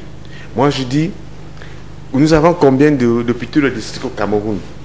Combien ont des ambulances? Combien ont un plateau technique? Combien ont reçu quoi lorsqu'on parle de 180 milliards? Absolument pas grand-chose. Donc, le bilan est là, le résultat est là. Et le Covid-Gate, il faut que le rapport qui a été produit par la Chambre des comptes et qui sommeille en ce moment dans une chambre au palais, qu'il sorte et qu'on dégage des responsabilités pour les uns et les autres. Moi, j'en ai terminé. On peut aller sur le deuxième thème. Monsieur Serge Bonji, avec votre respect sur le plateau. On peut avancer tout naturellement. Le FDC, c'est un parti politique. Il y a beaucoup à faire et à pas faire. Donc, ce qui passe aussi par une certaine discipline dans le cas des échanges. On vous redonne la parole pour la suite parce que c'est vrai qu'il y a toujours quelque chose à dire et à ajouter, mais nous promettons et nous réalisons. Je vous redonne la parole parce que vous aurez souhaité la voir pendant toute une émission. C'est notre devoir aussi d'échanger avec vous. Mais la deuxième question, forcément, vous intéresse. Elle a trait à cette marche que votre formation politique a observée cette semaine dans les rues de Yaoundé relativement à un couple homosexuel qui se serait déployé dans une localité du Cameroun. Alors, derrière cela, on voit la poussée, ces jeunes qui décident de quitter le Cameroun pour se retrouver du côté de l'Hexagone, au-delà des chemins escarpés. Ils passent aussi pour certains par la mer, d'autres par le désert, contre vents et marées. Ils réussissent pour une minorité, pour une infime minorité, à retrouver l'autre côté pour une vie encore complexe et bien difficile. Les chemins n'étant pas assez facile. L'immigration clandestine, à votre avis, est-ce que les propositions sont meilleures sur le terrain pour encadrer la jeunesse camerounaise? Parce qu'on se souvient encore de cette dame qui est décédée dans le désert. Elle avait pratiquement 38-39 ans. Comment penser aller trouver fortune à l'extérieur alors qu'on a un certain âge? Oui, en fait, je constate que vous m'avez posé deux questions. Moi, je ne vais pas répondre à... Je peux revenir sur la première qui a trait à votre marche et la deuxième. Justement. Parce que si j'entre dans le débat comme mon grand frère Jules Buzingaba, lui il fait sur une question, il aborde 20 questions à la fois et du moins les téléspectateurs ne se retrouvent pas du tout. Mais moi je vais rester sur les deux questions pour dire que nous on a constaté que, et on se félicite aujourd'hui parce que notre territoire a été violé, nos cultures ont été violées, notre loi a été violée parce que pour l'instant au Cameroun on ne reconnaît pas la pratique de l'homosexualité. Nos cultures ne reconnaissent pas ça, mais on a été curieux de constater que un couple qui a fait le buzz sur les réseaux sociaux, légalement marié, ils sont libres de le faire dans d'autres pays, c'est leur droit et on le respecte ça. Mais du moment où ils demandent l'octroi, demandent à avoir des visas pour entrer sur le territoire camerounais, on s'interroge comment celui qui leur a donné le visa en tant que couple homosexuel a fait pour leur octroyer des visas. De deux, ils sont arrivés au niveau de l'aéroport. La police des frontières les a fait traverser en tant que couple homosexuel. On s'interroge encore. Ils ont traversé la police des frontières. Ils sont arrivés dans les villages jusqu'à aller prendre part. On veut bien comprendre que ce n'était pas leur mariage, mais aller prendre part à une cérémonie coutumière en tant que couple homosexuel en prenant la parole. Nous, ça nous a créé un problème parce que nos lois ne reconnaissent pas ça, parce que nos us et coutumes ne reconnaissent pas ça. Et on s'est rendu compte que le gouvernement ne jouait pas un franc jeu en leur octroyant des visas, en les laissant se parvenir sur le territoire national. C'était pour nous une provocation, une manière de venir défier les Camerounais. C'est pour cette raison que le FDC a engagé une action citoyenne en faisant pression, en écrivant d'abord au président de la République pour demander une expulsion dans l'immédiat de ce couple légalement marié, homosexuel, et en demandant l'ouverture d'une enquête indépendante. Parce qu'on veut bien comprendre comment ils ont fait pour avoir le visa et comment est-ce qu'ils ont pu se pavaner dans un territoire où l'homosexualité est interdite. Mais Denis, où situez-vous la responsabilité de l'État empêchant un citoyen du monde de se mouvoir? Il y a les conventions internationales qui sont là, ils ont acquis légalement un visa. Comment devrait-on leur interdire l'entrée sur le territoire national? Très bonne question, M. Serge Bonji. Ici, nous n'avons pas affaire à un citoyen, nous avons affaire à un couple homosexuel légalement marié une semaine avant et dont les images ont fuité sur les chaînes de télévision, les réseaux sociaux. Donc cela signifie que tout le monde connaissait qu'ils étaient mariés. Alors, je peux comprendre que, est-ce qu'ils ont demandé les visas de manière séparée? que l'autre a demandé mais ils sont arrivés en couple. Et j'ai vu les images, quand ils rentraient, ils sont rentrés en couple. Parce que sur la pression citoyenne, ils sont rentrés. Parce qu'on estimait que, et à peine les 1 semaine qu'ils ont passé, vous avez vu autant d'accidents qu'il y a eu. Donc ils sont venus violer, maudire notre terre sacrée qui est le Cameroun. Et il était inacceptable que les citoyens, et nous on se réjouit en tant que parti politique, d'avoir été pratiqués. On est curieux, surpris de savoir que nous sommes le seul parti politique qui a pris position pour dire mais non, on ne peut pas tolérer la présence d'un couple homosexuel légalement marié. On sait que les gens le font. Les gens sont libres de le faire ailleurs. Mais ils n'avaient pas le droit d'avoir un visa en tant que couple légalement marié. Ils n'avaient pas le droit d'accéder au niveau de la police des frontières. Ils n'avaient pas le droit de se pavaner sur nos rues. Mais ils sont venus assister à un mariage. Non. Ils ne sont pas venus assister à appeler les Camerounais à assister à leur propre note. On a vu des médias au Cameroun qui ont quand même fait des reportages contradictoires sur cette même affaire. Il ne faut pas que les gens confondent les débats. Nous ne disons pas que c'était leur dot, une cérémonie qu'ils ont organisée. Mais nous disons que ils étaient présents. En tant que couple homosexuel légalement marié, ils n'avaient pas le droit d'avoir des visas.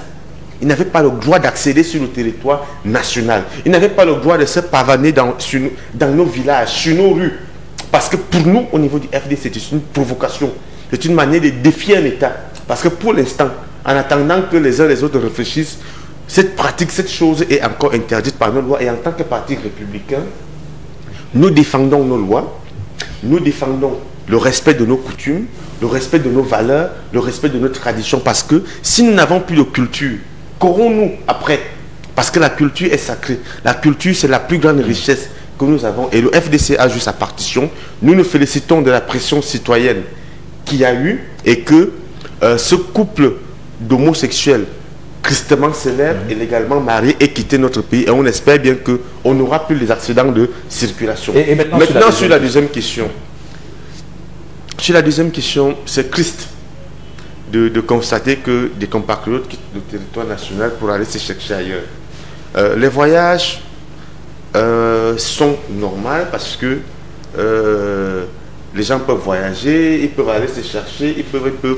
Mais les voies par lesquelles les gens passent, pour nous, ça nous inquiète. Je ne vais pas aller sur le plan historique et évoquer d'autres facteurs. Mais je crois qu'il faut aller sur le plan des solutions. Sur le plan des solutions... Peut-être on y reviendra. Hein, sur le plan des solutions... Non, pour l'instant, nous sommes encore sur les raisons. Qu'est-ce qui pousse les gens vont parce qu'ils cherchent la vie. Il faut le comprendre. Ils cherchent la vie parce que, en termes de fenêtres d'opportunité, notre État en offre peu. En offre peu. Et il faut savoir que lorsque, comme quelqu'un disait, le travail est loin de nous trois grandes choses. L'ennui, le vice et le besoin.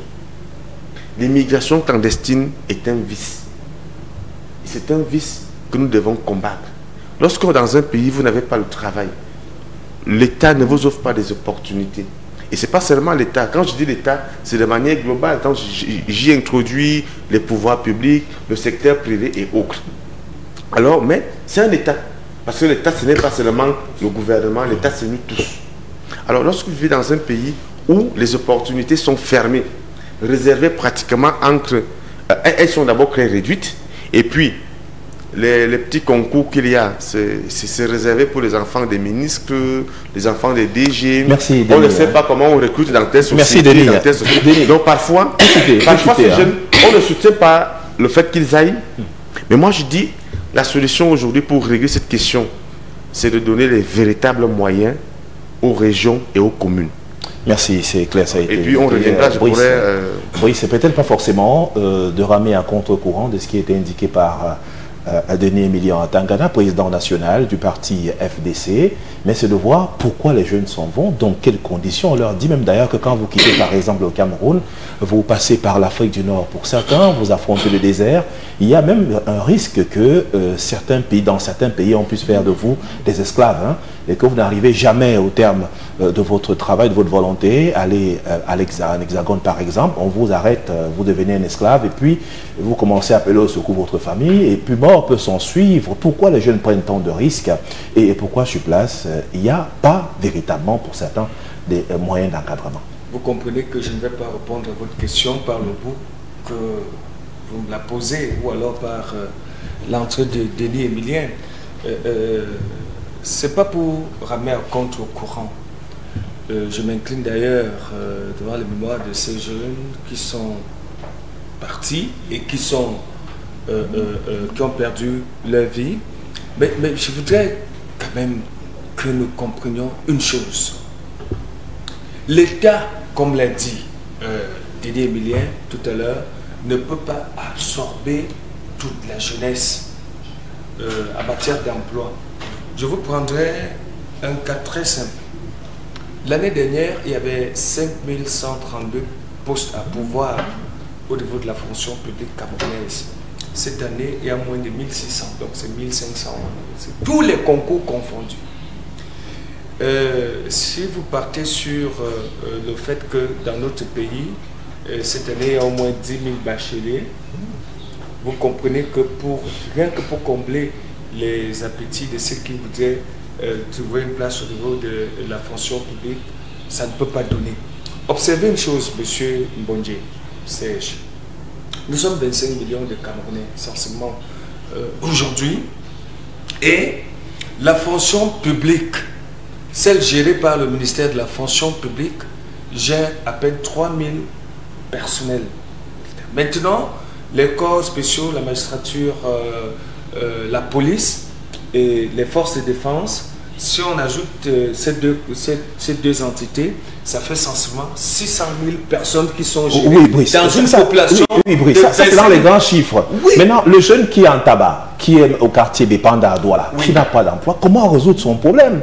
C'est lui, il est parmi ceux qui prennent la route de l'immigration. Est-ce qu'il a été formé? Et parce malheureusement, que la question de l'emploi, c'est ça. Je me réjouis de ce que ce sujet soit mis à la table, sur une table de discussion comme celle-ci, pour comprendre, pour amener les téléspectateurs à comprendre. Un emploi égale une formation.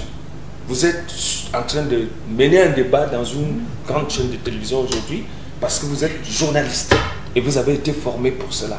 Le jeune de tabac qui aspire à être comme vous et qui n'a pas été formé, vous pensez qu'il peut avoir la même opportunité lorsqu'il faille trouver de l'emploi à Camdis TV ou dans une autre chaîne de télé? Non, parce qu'il n'a pas été formé. Il compte sur son diplôme. Le diplôme ne peut pas... Et quand il n'est pas formé, à qui la faute donner?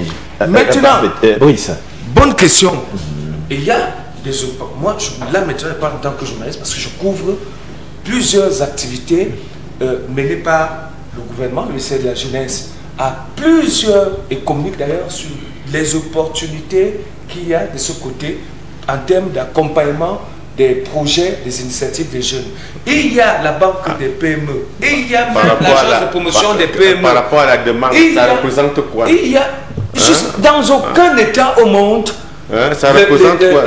Vous offrez 10 emplois pour une demande de 15 millions. Vous dites que vous faites quoi? Vraiment.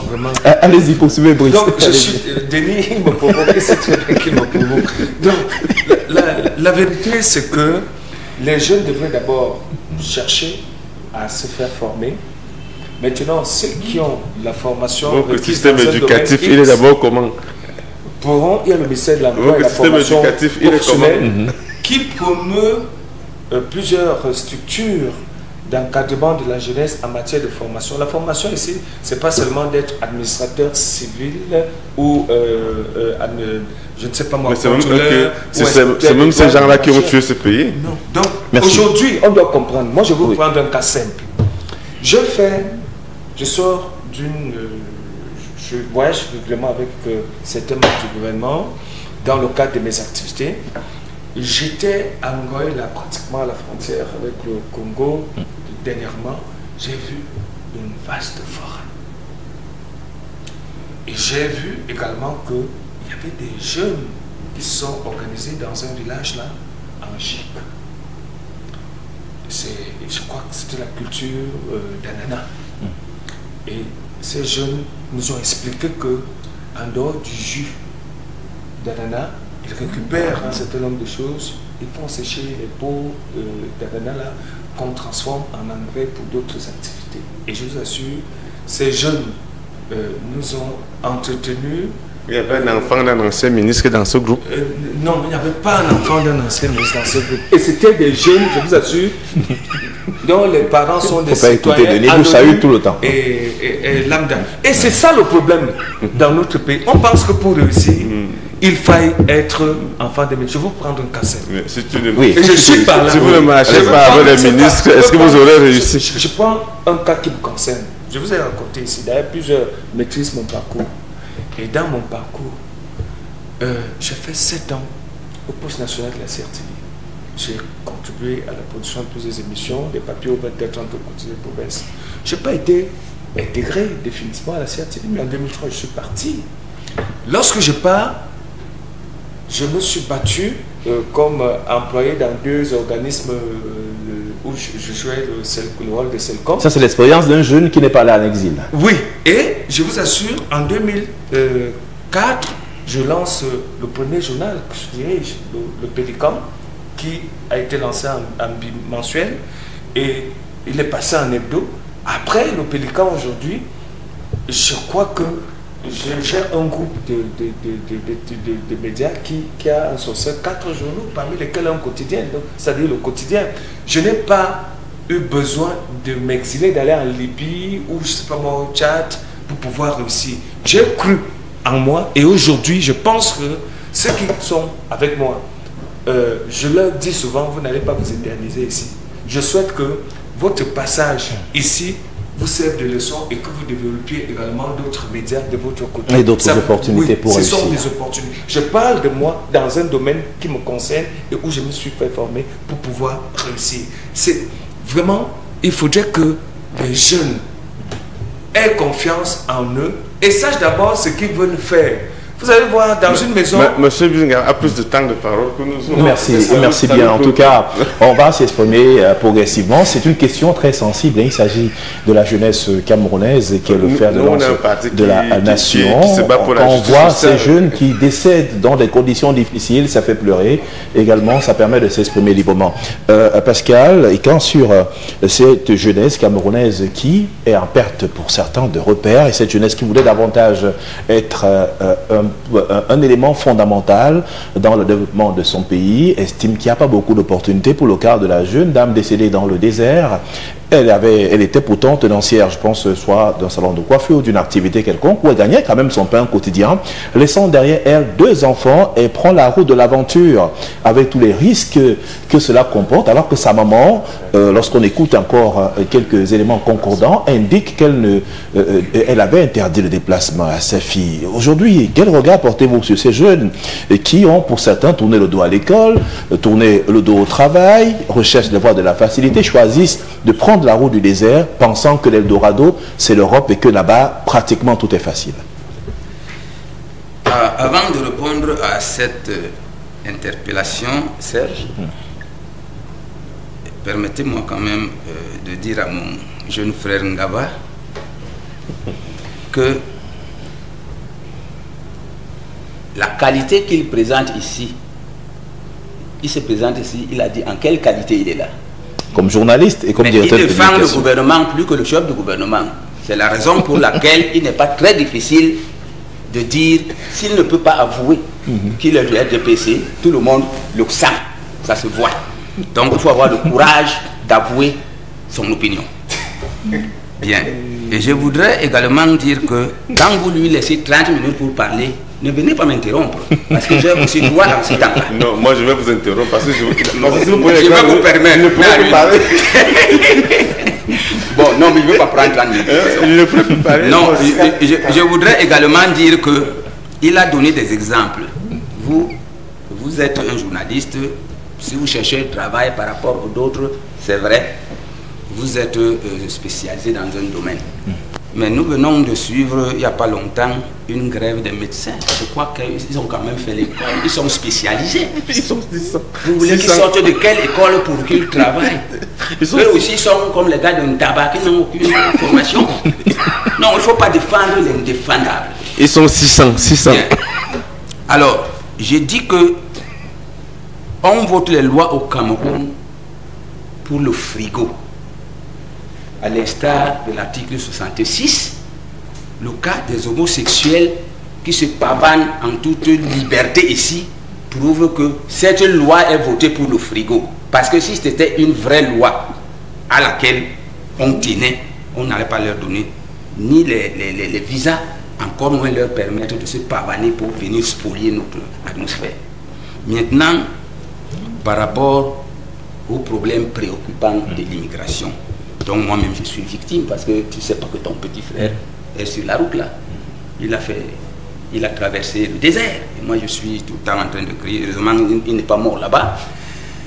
Il faut dire que c'est un problème très très préoccupant. On ne peut pas dire que tout le monde qui prend la route de l'exil n'a pas de formation. Quand je parle d'un petit frère à toi, il était à la faculté des sciences, donc il a au moins eu le bac. Je parle de mon propre fils, moi, le mien. Bon, vous savez, le système du RDPC au pouvoir, si tu veux travailler, on demande le parrainage. Tu n'as pas de parrain, tu ne travailleras pas.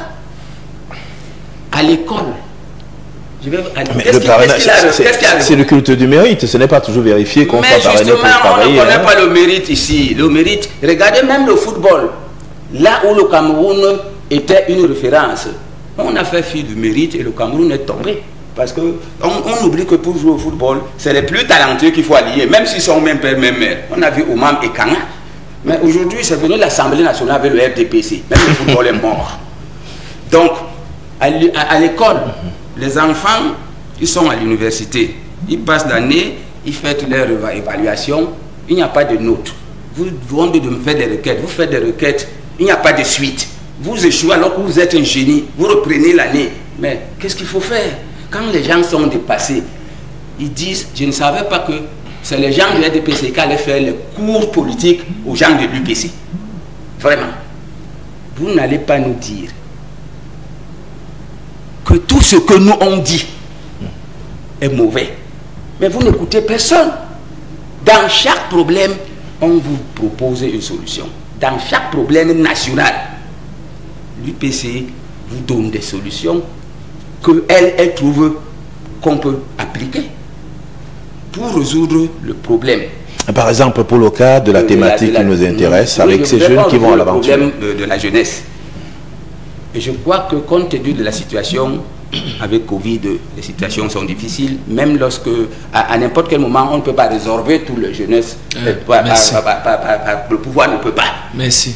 Donc nous avons tous le devoir de faire quelque chose. Maintenant qu'il semble que la décentralisation entre dans la bouche, il faut qu'elle rentre maintenant dans les faits. Et je crois que la solution, dans son applicabilité. Oui, que ça rentre dans les faits, parce qu'avec le RDPC, c'est toujours des déclarations. On ne voit jamais des actions. Hein? On ne voit jamais des actions, mais pour les déclarations... Mais les régions sont déjà en place, la décentralisation est en marche au Cameroun. On a les présidents des régions, on a également les présidents des communes, des collectivités, entre autres. C'est connu. Si la décentralisation, ça voudrait dire avoir les présidents des régions, mais c'est que ça marche. On a les maires de ville. Hein? Ce n'est pas que ça. La décentralisation, je vais vous dire, l'UPC a conçu la décentralisation en 1954.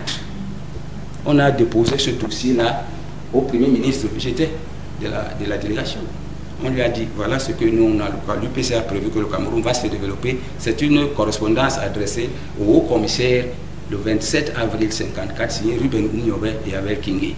On lui dit, le Cameroun va être développé par la décentralisation à partir des régions. Donc l'UPC a conçu la décentralisation basée sur la régionalisation, avec des détails, en 1954. Maintenant, personne ne voulait parler de ça. Mais maintenant que la menace vient de la sécession avec le fédéralisme, c'est là où on dit non, allons un peu du côté de l'UPC là-bas, mais mettons d'abord l'UPC elle-même de côté. Voilà comment ça se passe. Et vous n'allez pas appliquer la décentralisation que vous ne connaissez pas. Tout comme vous n'avez pas pu résoudre le problème de l'indépendance pour laquelle vous étiez contre. Parce que ce qui se passe au nord ou au sud-ouest là. Mais il y a 26 ans, le professeur Houbenden a tenu une conférence à Yaba Hotel, un colloque pour le problème anglophone. Il a dégagé les solutions et il a venu faire ça aussi au Hilton. Ces propositions ont été adressées au chef de l'État. C'est là où il leur a dit qu'il faut un statut spécial. Mais ils ont pris le statut spécial, ils n'ont pas pris le fond. Qu'est-ce qu'il a mis dedans? Je ne sais pas ce qu'ils ont mis. Et puis depuis qu'on est sorti de ce débat, vous voyez bien que rien n'avance au nord ou au sud-ouest. Et maintenant, conseil pour ces jeunes qui choisissent d'aller en aventure. Les jeunes sont dépassés, c'est ce qui les amène là-bas. Avec la décentralisation, qu'on dégage les moyens pour chaque région et que les régions s'occupent effectivement des problèmes qui concernent leur région. Au moins les jeunes dans leur région trouveront les solutions avec les responsables des conseils régionaux. Et qu'ils aient plus d'ouverture et qu'il y ait plus d'opportunités, que ça vient finalement des niches d'emploi par région, même si les régions... Si tout vient de Yaoundé, avec le pouvoir des RDPC, les jeunes ne vont pas arrêter. Et la mise sur pied d'un système de péréquation qui permet d'harmoniser, comme au niveau des mairies des villes et avec autant d'opportunités à gérer. Les marchés également qui sont de véritables gisements, donc de niches et d'emplois et même d'argent pour accompagner le financement des activités locales. D'ailleurs, l'État aussi. On va prendre la parole pour quelques secondes, s'il vous plaît, chacun. Je commence par vous, Denis Emilien Atangana.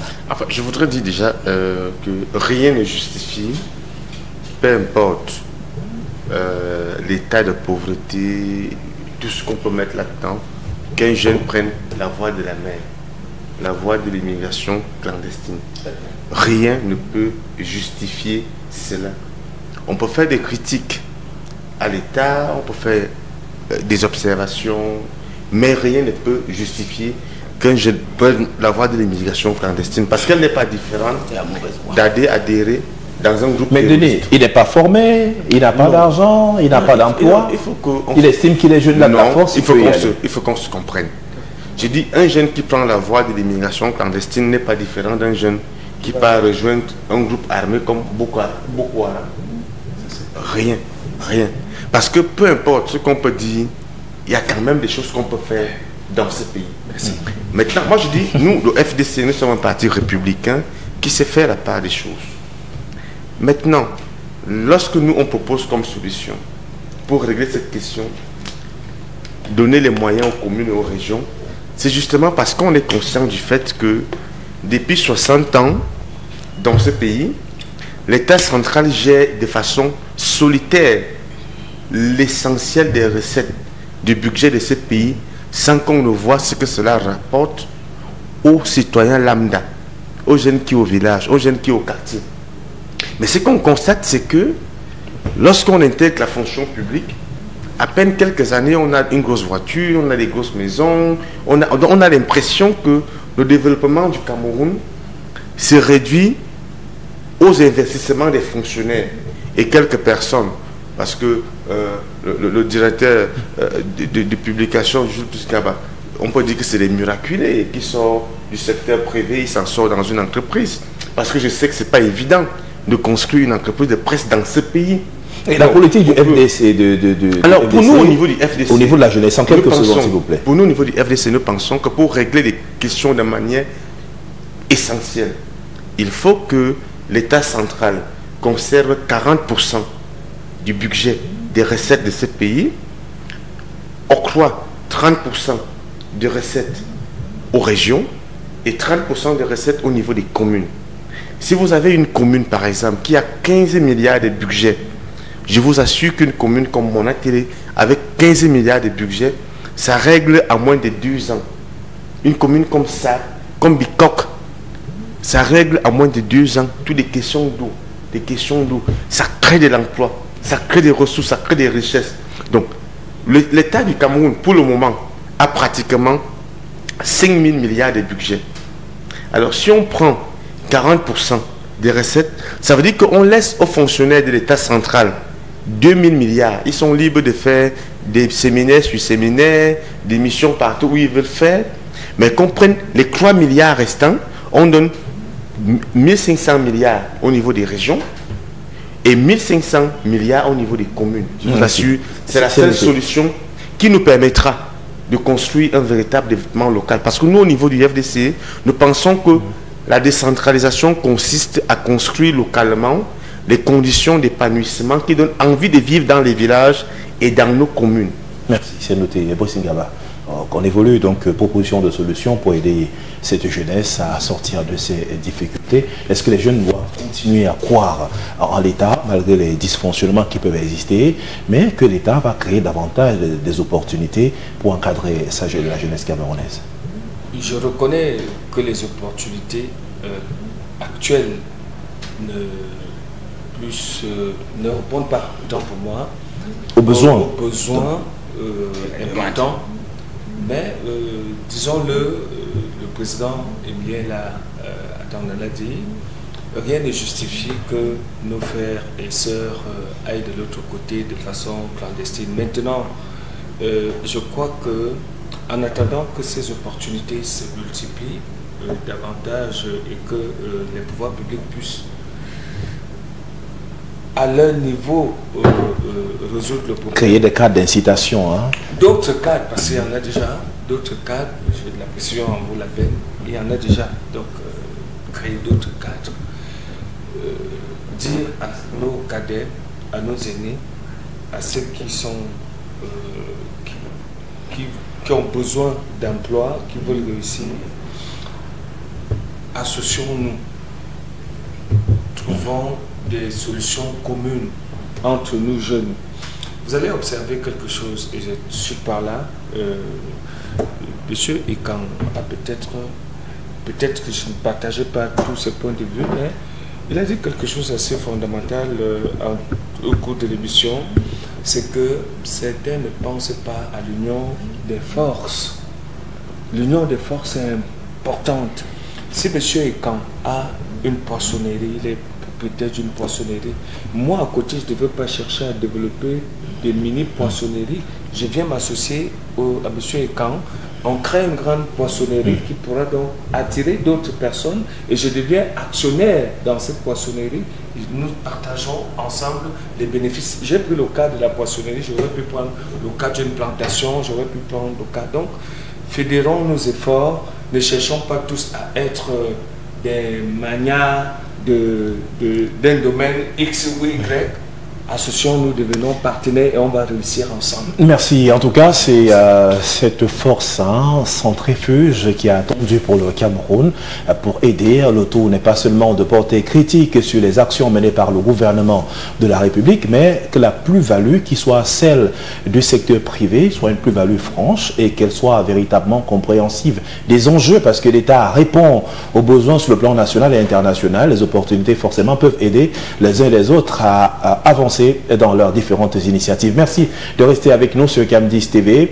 On aborde la dernière thématique de cette émission ce dimanche. Nous parlons du football à la suite de la décision prise par la Fédération internationale de Football Association ayant choisi d'exclure des milieux du football Issa Ayatou par devant président d'honneur de la Fédération camerounaise de football, ancien président de la Confédération africaine de football. Il faut également dire qu'il a été président pendant l'intérim de la Fédération internationale de football association. Pascal, Issa Ayatou chassé des milieux. Qu'est-ce qu'on doit comprendre davantage? D'aucuns évoquent l'affaire Lagardère, d'aucuns évoquent des millions de francs CFA comme amende qui devrait payer. Vous savez, le milieu du football, on a vu avec cette Blatter, on a vu avec Platini, le milieu du football nous a habitués à des problèmes liés à la corruption.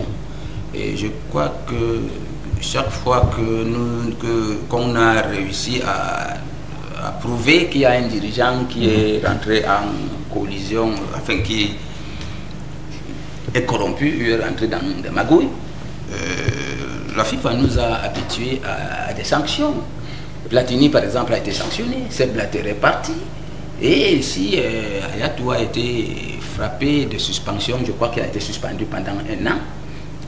Je crois que c'est qu'en attendant qu'il prouve le contraire, il est retenu qu'il a dû tremper la main là où il ne fallait pas. Et bon, je crois que je ne sais pas ce qu'il faut dire. Est-ce que derrière, on sait bel et bien que le Cameroun doit se relever dans le cadre de l'organisation de son championnat de football. On sait également que notre pays va abriter la Coupe d'Afrique des Nations de football pour une première fois avec 24 pays qui vont participer. Est-ce que les intentions peut-être de Issa Hayatou n'auraient pas gêné dans le fond la gestion des affaires internes telle que menée par le président Seydou Mbonjoya? Est-ce que la force de frappe ne vient pas de là-bas pour totalement l'écarter de la gestion du football au Cameroun, lorsqu'on sait également qu'il y a des batailles ouvertes depuis fort longtemps dans la mise en place de toute cette organisation de la Coupe d'Afrique des Nations de football 2021 au Cameroun? Nous sommes habitués à vivre avec les mafieux.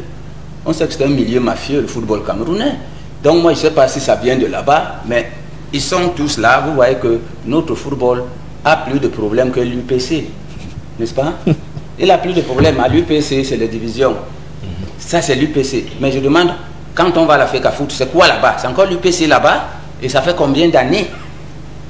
Ça fait combien d'années? Donc, je ne sais pas si c'est de là-bas que ça vient, mais pour le moment, ce qu'on retient, c'est qu'il a trempé la main dans une affaire de magouille. C'est pour cela, pour le moment, c'est tout ce qu'on sait. Mais si entre eux, et comme ils se font des crocs en jambes, si quelqu'un a trouvé une faille pour utiliser ces moyens-là, et il réussit à écarter l'autre. À écarter l'autre, c'est de bonne guerre. Et merci.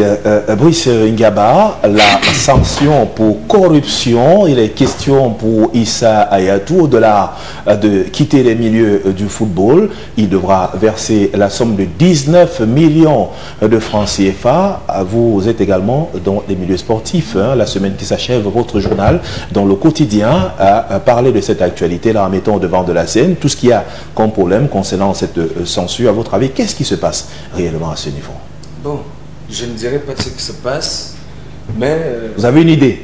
Monsieur Mbonje, pour une fois, vous voyez qu'on peut s'entendre sur un plateau de télévision.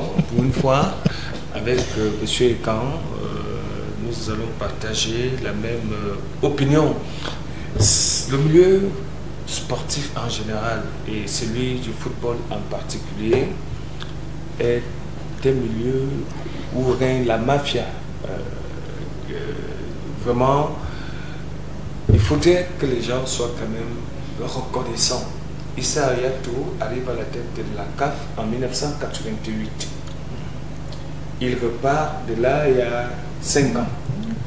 Et il part de là juste parce qu'il y a eu une question de mafia, toujours dans l'univers du foot. Il n'a pas soutenu la candidature de celui qui est président de la FIFA. Il a décidé de résoudre son compte en prenant donc un autre mafieux, le malgache, qui est Ahmad Ahmad, dont on connaît la fin à la tête de la CAF avec tous les scandales. Un seul mandat qui ont entouré son séjour donc de ce côté. Monsieur Bogué, disons une chose, Monsieur Issa Hayatou a beau poser des actes indélicats, mais je pense qu'il ne gérait pas la structure seule. Et moi nous avons un responsable administratif d'un parti. Et j'ai aimé son développement à l'entame de notre émission concernant une organisation d'une assise X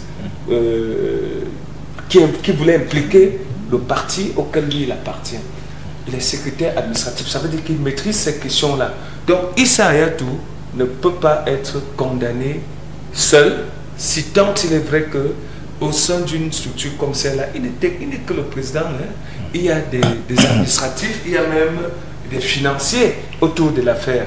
C'est être un peu méchant vis-à-vis de quelqu'un qui, pendant près de plus de 30 ans, a quand même relevé le niveau du football. Peut-être on va replonger un peu dans la décision en elle-même prise par la Fédération internationale de football. Il faut préciser que la commission d'éthique indépendante qui reconnaît Issa Hayatou, ancien président de la CAF, ancien président de la Fédération par intérim, vice-président et membre du conseil de la FIFA, ainsi que vice-président d'honneur de la FIFA, coupable d'infraction à l'article 15, donc devoir de loyauté du code éthique de la Fédération internationale de football. Et puis par la suite, il a indiqué que l'enquête portait sur les agissements de M. Ayatou en tant que président de la CAF, notamment sur son implication dans les négociations, la finalisation et la signature du protocole d'accord et du contrat concernant la commercialisation de la société Lagardère, sport, des droits médias et marketing des compétitions organisées par la Confédération africaine de football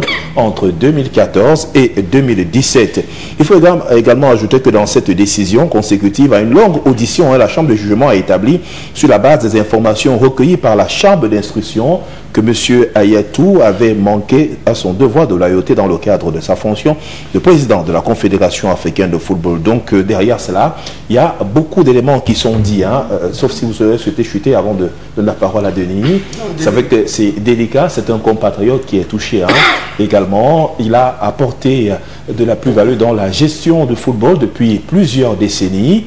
Comment accepter cette décision de la FIFA? Est-ce qu'on peut estimer qu'on l'a essoré finalement, comme il n'était plus important pour la gestion des affaires du football, il fallait simplement l'évacuer? Il est déjà bon pour certains, pour la poubelle. Ben, mais moi, je vais peut-être vous surprendre. Moi, je pense que c'est une bonne décision. Une bonne décision, pas pour le Cameroun, mais une bonne décision pour le concerné. Monsieur Issa Ayatou, quand vous le voyez physiquement, il est épuisé. Il est même souffrant. Donc, je pense que c'est une décision qui va beaucoup l'aider à se reposer. Vous avez vu physiquement, monsieur Ayatou est épuisé. Sauf que les Camerounais ne s'épuisent jamais quand ils sont au pouvoir. Je dis, il est épuisé. Il est épuisé et je crois même qu'il doit avoir des problèmes de santé. Donc, cette décision va lui permettre de se concentrer sur ces questions de santé, de se reposer. Je crois qu'il a tout eu dans la vie. Mais tout à l'heure, il a tout eu. Oui, ça parlait de la reconnaissance. On ne peut pas passer autrement. Je n'ai pas une certaine mesure de remercier, de voir le travail qu'il a abattu pendant plusieurs décennies. Il faut savoir quitter les choses avant que les choses ne vous quittent. Je crois que c'est une maladie que nos aînés ont, que nos parents ont. Mais je ne demande pas à M. Hupin de quitter l'UPC. Bon, mais s'il quitte l'UPC pour rejoindre le FDC, ce ne sera pas une mauvaise chose. C'est une bonne chose. C'est une mais j'ai très bonne chose.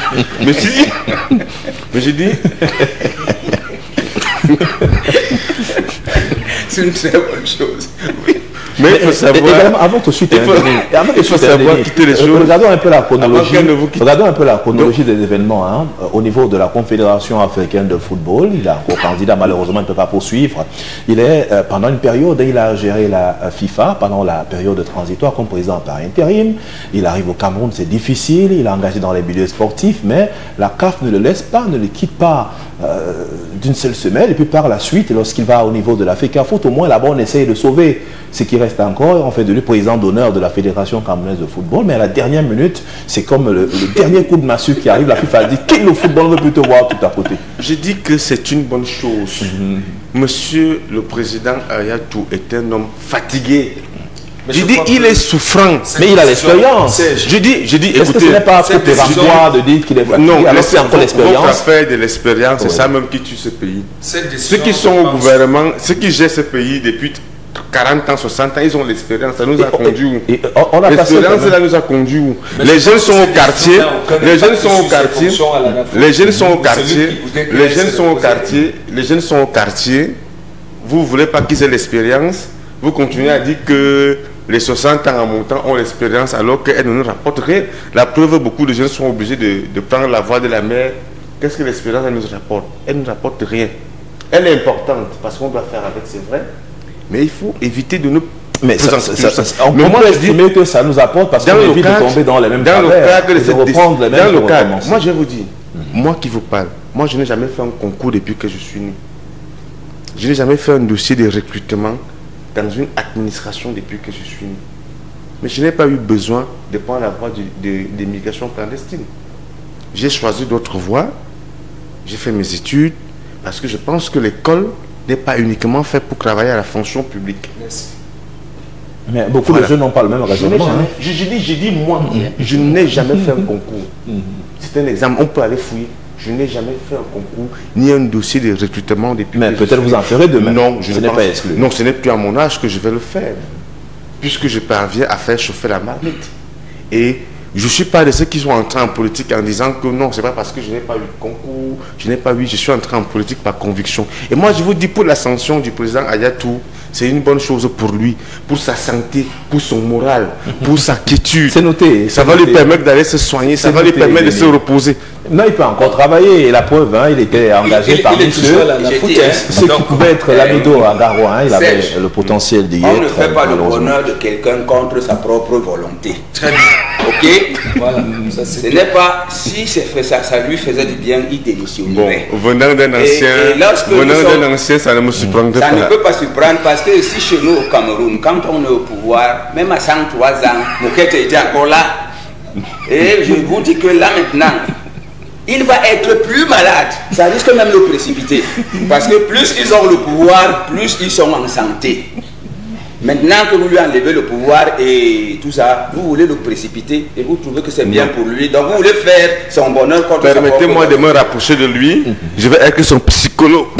Pour que... Si on avait besoin, je vais être son psychologue pour l'amener à comprendre que cette décision est bien pour lui. Oui, mais si on veut prendre autrement Denis Emilien en Tangana, laissons peut-être la décision de la FIFA de le voir quitter tout ce qui concerne le football. Hein. Est-ce que le Cameroun qui va abriter la Coupe d'Afrique des Nations de football en 2021, il y a quand même, au-delà de l'expérience, il a joué, il a été pour beaucoup, c'est-à-dire qu'attribuer 2 CAN à un pays africain, ce n'est pas donné. Et puis de 2, maintenant, on passe à 24 clubs.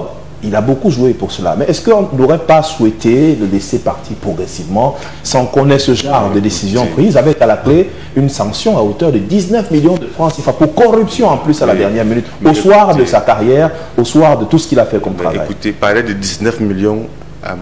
Issa Hayatou, vraiment, c'est comme si vous parlez de 19 francs. Donc, il peut vous donner ça. Moi, je suis prêt à être son psychologue pour l'accompagner, à comprendre que cette décision est très bonne pour lui, pour sa santé, pour son et autres. Moi je dis, il a bien fait. Il a fait un travail qui est reconnaissant, il y a des acquis. Bon, mais il nous a donné la canne. Cette canne aujourd'hui, elle nous a quand même permis de construire des infrastructures sportives. Même si elles ont coûté plus cher, trop cher, que certains se sont surtout autour de ça. Moi, je suis un homme politique républicain. Je remercie, je félicite le fait qu'il nous a permis d'avoir cette canne, qui nous a permis de régler un problème, le déficit des infrastructures sportives. Et comme je dis souvent à certains, ces infrastructures sportives n'appartiennent pas à M. Biya, au président Biya, parce que quand M. Biya va partir, il n'ira pas avec ces stades. Ces stades vont permettre de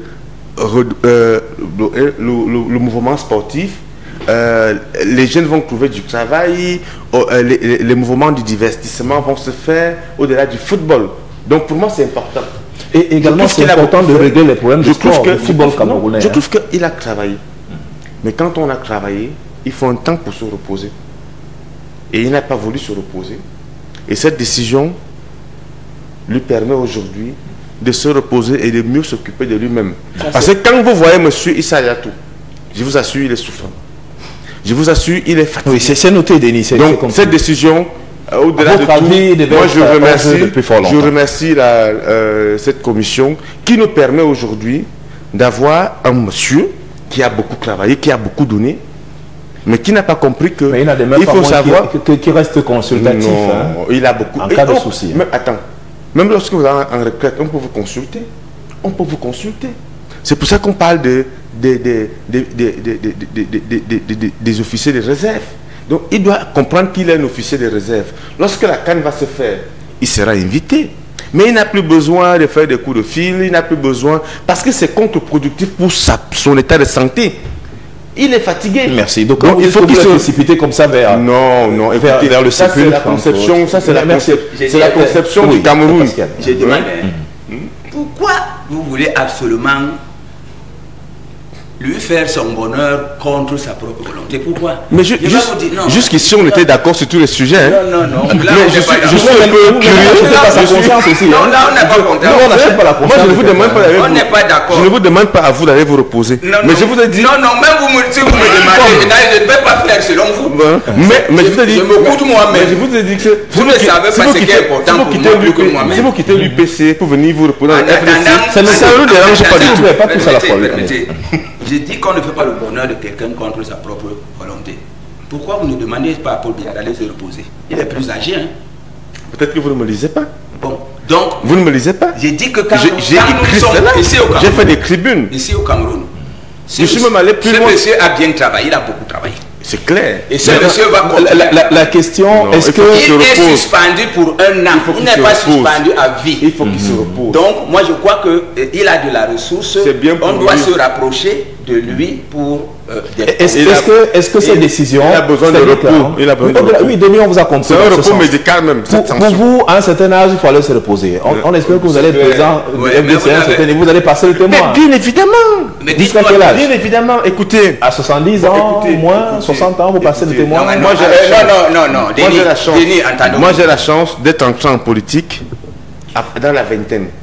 Vous comprenez? Votre retraite, c'est pour quel âge? Voilà. Donc, c'est la bonne question. Je suis convaincu que quand j'aurai 60 ans, j'aurai tout donné sur le plan politique. Donc, vos militants du FDC enregistrent qu'à 60 ans, vous quittez la scène. Bien sûr. C'est noté. Merci. Voilà. Bon. Merci, Denis. On vous retiendra par l'histoire. Hein. Vous avez dit qu'à 60 ans, vous quittez votre formation politique pour passer la main à d'autres qui soient plus jeunes. Bien évidemment. En tout cas, en politique, pour aller plus loin, je quitterai la présidence du FDC peut-être avant d'avoir 45 ans. N'engage que ceux qui parce que voyez-vous, je suis entré en politique. On ne va pas personnaliser le débat. J'ai fait une élection en 2013 à 25 ans. J'ai fait une élection en 2020. Aujourd'hui, je suis conseiller municipal. Vous comprenez? J'ai quel âge? J'ai 33 ans. C'est votre bonheur. Ça veut dire que dans 20 ans, j'aurai 53 ans. Entre 20 ans, dans 20 ans, j'aurai 53 ans. Entre les 20 ans qui viennent. Merci, je pense Denis. que si l'essentiel pour nous, je continue à me battre, je pense que j'aurai tout eu en 20 ans. Et je passerai le bonheur. On vous demandera aussi de beaucoup partager avec ceux qui en ont besoin. Et puis on aura besoin des patriages, comme M. Ekanda, le FDC, pour prodiguer des conseils à distance, mais sans travailler. Denis, j'attends qu'on vienne me convaincre. Ce n'est pas... Est-ce que la suspension... Vous avez besoin de repos aussi. Est-ce que la suspension au niveau de la Fédération internationale de football va résoudre des problèmes du Cameroun? Est-ce que le championnat va repartir de plus belle? Est-ce qu'on aura plus d'engagement? Est-ce que les clubs seront érigés en entreprise pour permettre à ces footballeurs qui touchent 10, 15, 20 000 francs d'être mieux regardés, mieux appréciés sur le plan local? On va sortir par cette question. Est-ce que notre championnat peut espérer des lendemains meilleurs relativement aux décisions qui sont prises par la FIFA entre 2 ou 3 batailles avec la fédération, avec les clubs, avec également le ministère? Je reprends par Denis pour 30 secondes, s'il vous plaît. Mais ce n'est pas le président Issa Hayatou qui organisait le championnat de football. Il y avait d'abord la ligue professionnelle avec tous les problèmes qu'il y a eu avec la FECAFOOT. Mais je crois que ce qu'il faut retenir, c'est que la CAN que le président Issa Hayatou nous a permis d'avoir a permis au Cameroun de construire des infrastructures sportives exceptionnelles. Et là-dessus, il faut lui dire merci. Et je crois qu'à partir de ces infrastructures, ça va aider le mouvement sportif à avoir des espaces fiables pour s'émouvoir. Maintenant, il y a la FECAFOOT qui est en train de faire son travail, qui est en train de s'organiser pour passer le temps intérimaire. On espère bien que les élections vont bien se faire et que le sport reviendra aux passionnés du football pour organiser le football. Il y avait des grandes candidatures qui sont annoncées, hein, même si officiellement ce n'est pas encore le cas. Brice Ngaba, est-ce la fin des batailles avec la FECAFOOT? Je risque même aussi d'annoncer ma candidature à la FECAFOOT, sauf que on va refuser de m'élire. Les conditionnalités sont là, il faut les remplir. Hein. Et Brice Ngaba, sur la gestion du sport, la FIFA touche la FECAFOOT avec l'expulsion entre guillemets pour l'instant sur une période de 12 mois, donc de l'actuel ou alors ancien président d'honneur de la FECAFOOT. Est-ce que cela viendra résoudre autant de problèmes que rencontre le championnat de football camerounais? Bien, je voudrais dire que là, c'est une opinion personnelle qui n'engage que moi. si ça ne dépendait que de Jules Buscaba, on arrête, on suspend la FECAFOOT, le pouvoir public suspend la FECAFOOT. On prend une période sabbatique entre guillemets de 2-3 ans pour résoudre définitivement les questions du foot au Cameroun. La République reste debout et on ne saurait admettre que des injonctions nous viennent d'une association, parce qu'il faut dire ça aux téléspectateurs, la FIFA n'est qu'une association comme celle de développement de MEPDA ou bien de ça, mais qui gère quand même un couloir. Quand c'est le FMI, va être content, parce qu'il vous donne de l'argent. Écoutez, c'est très différent.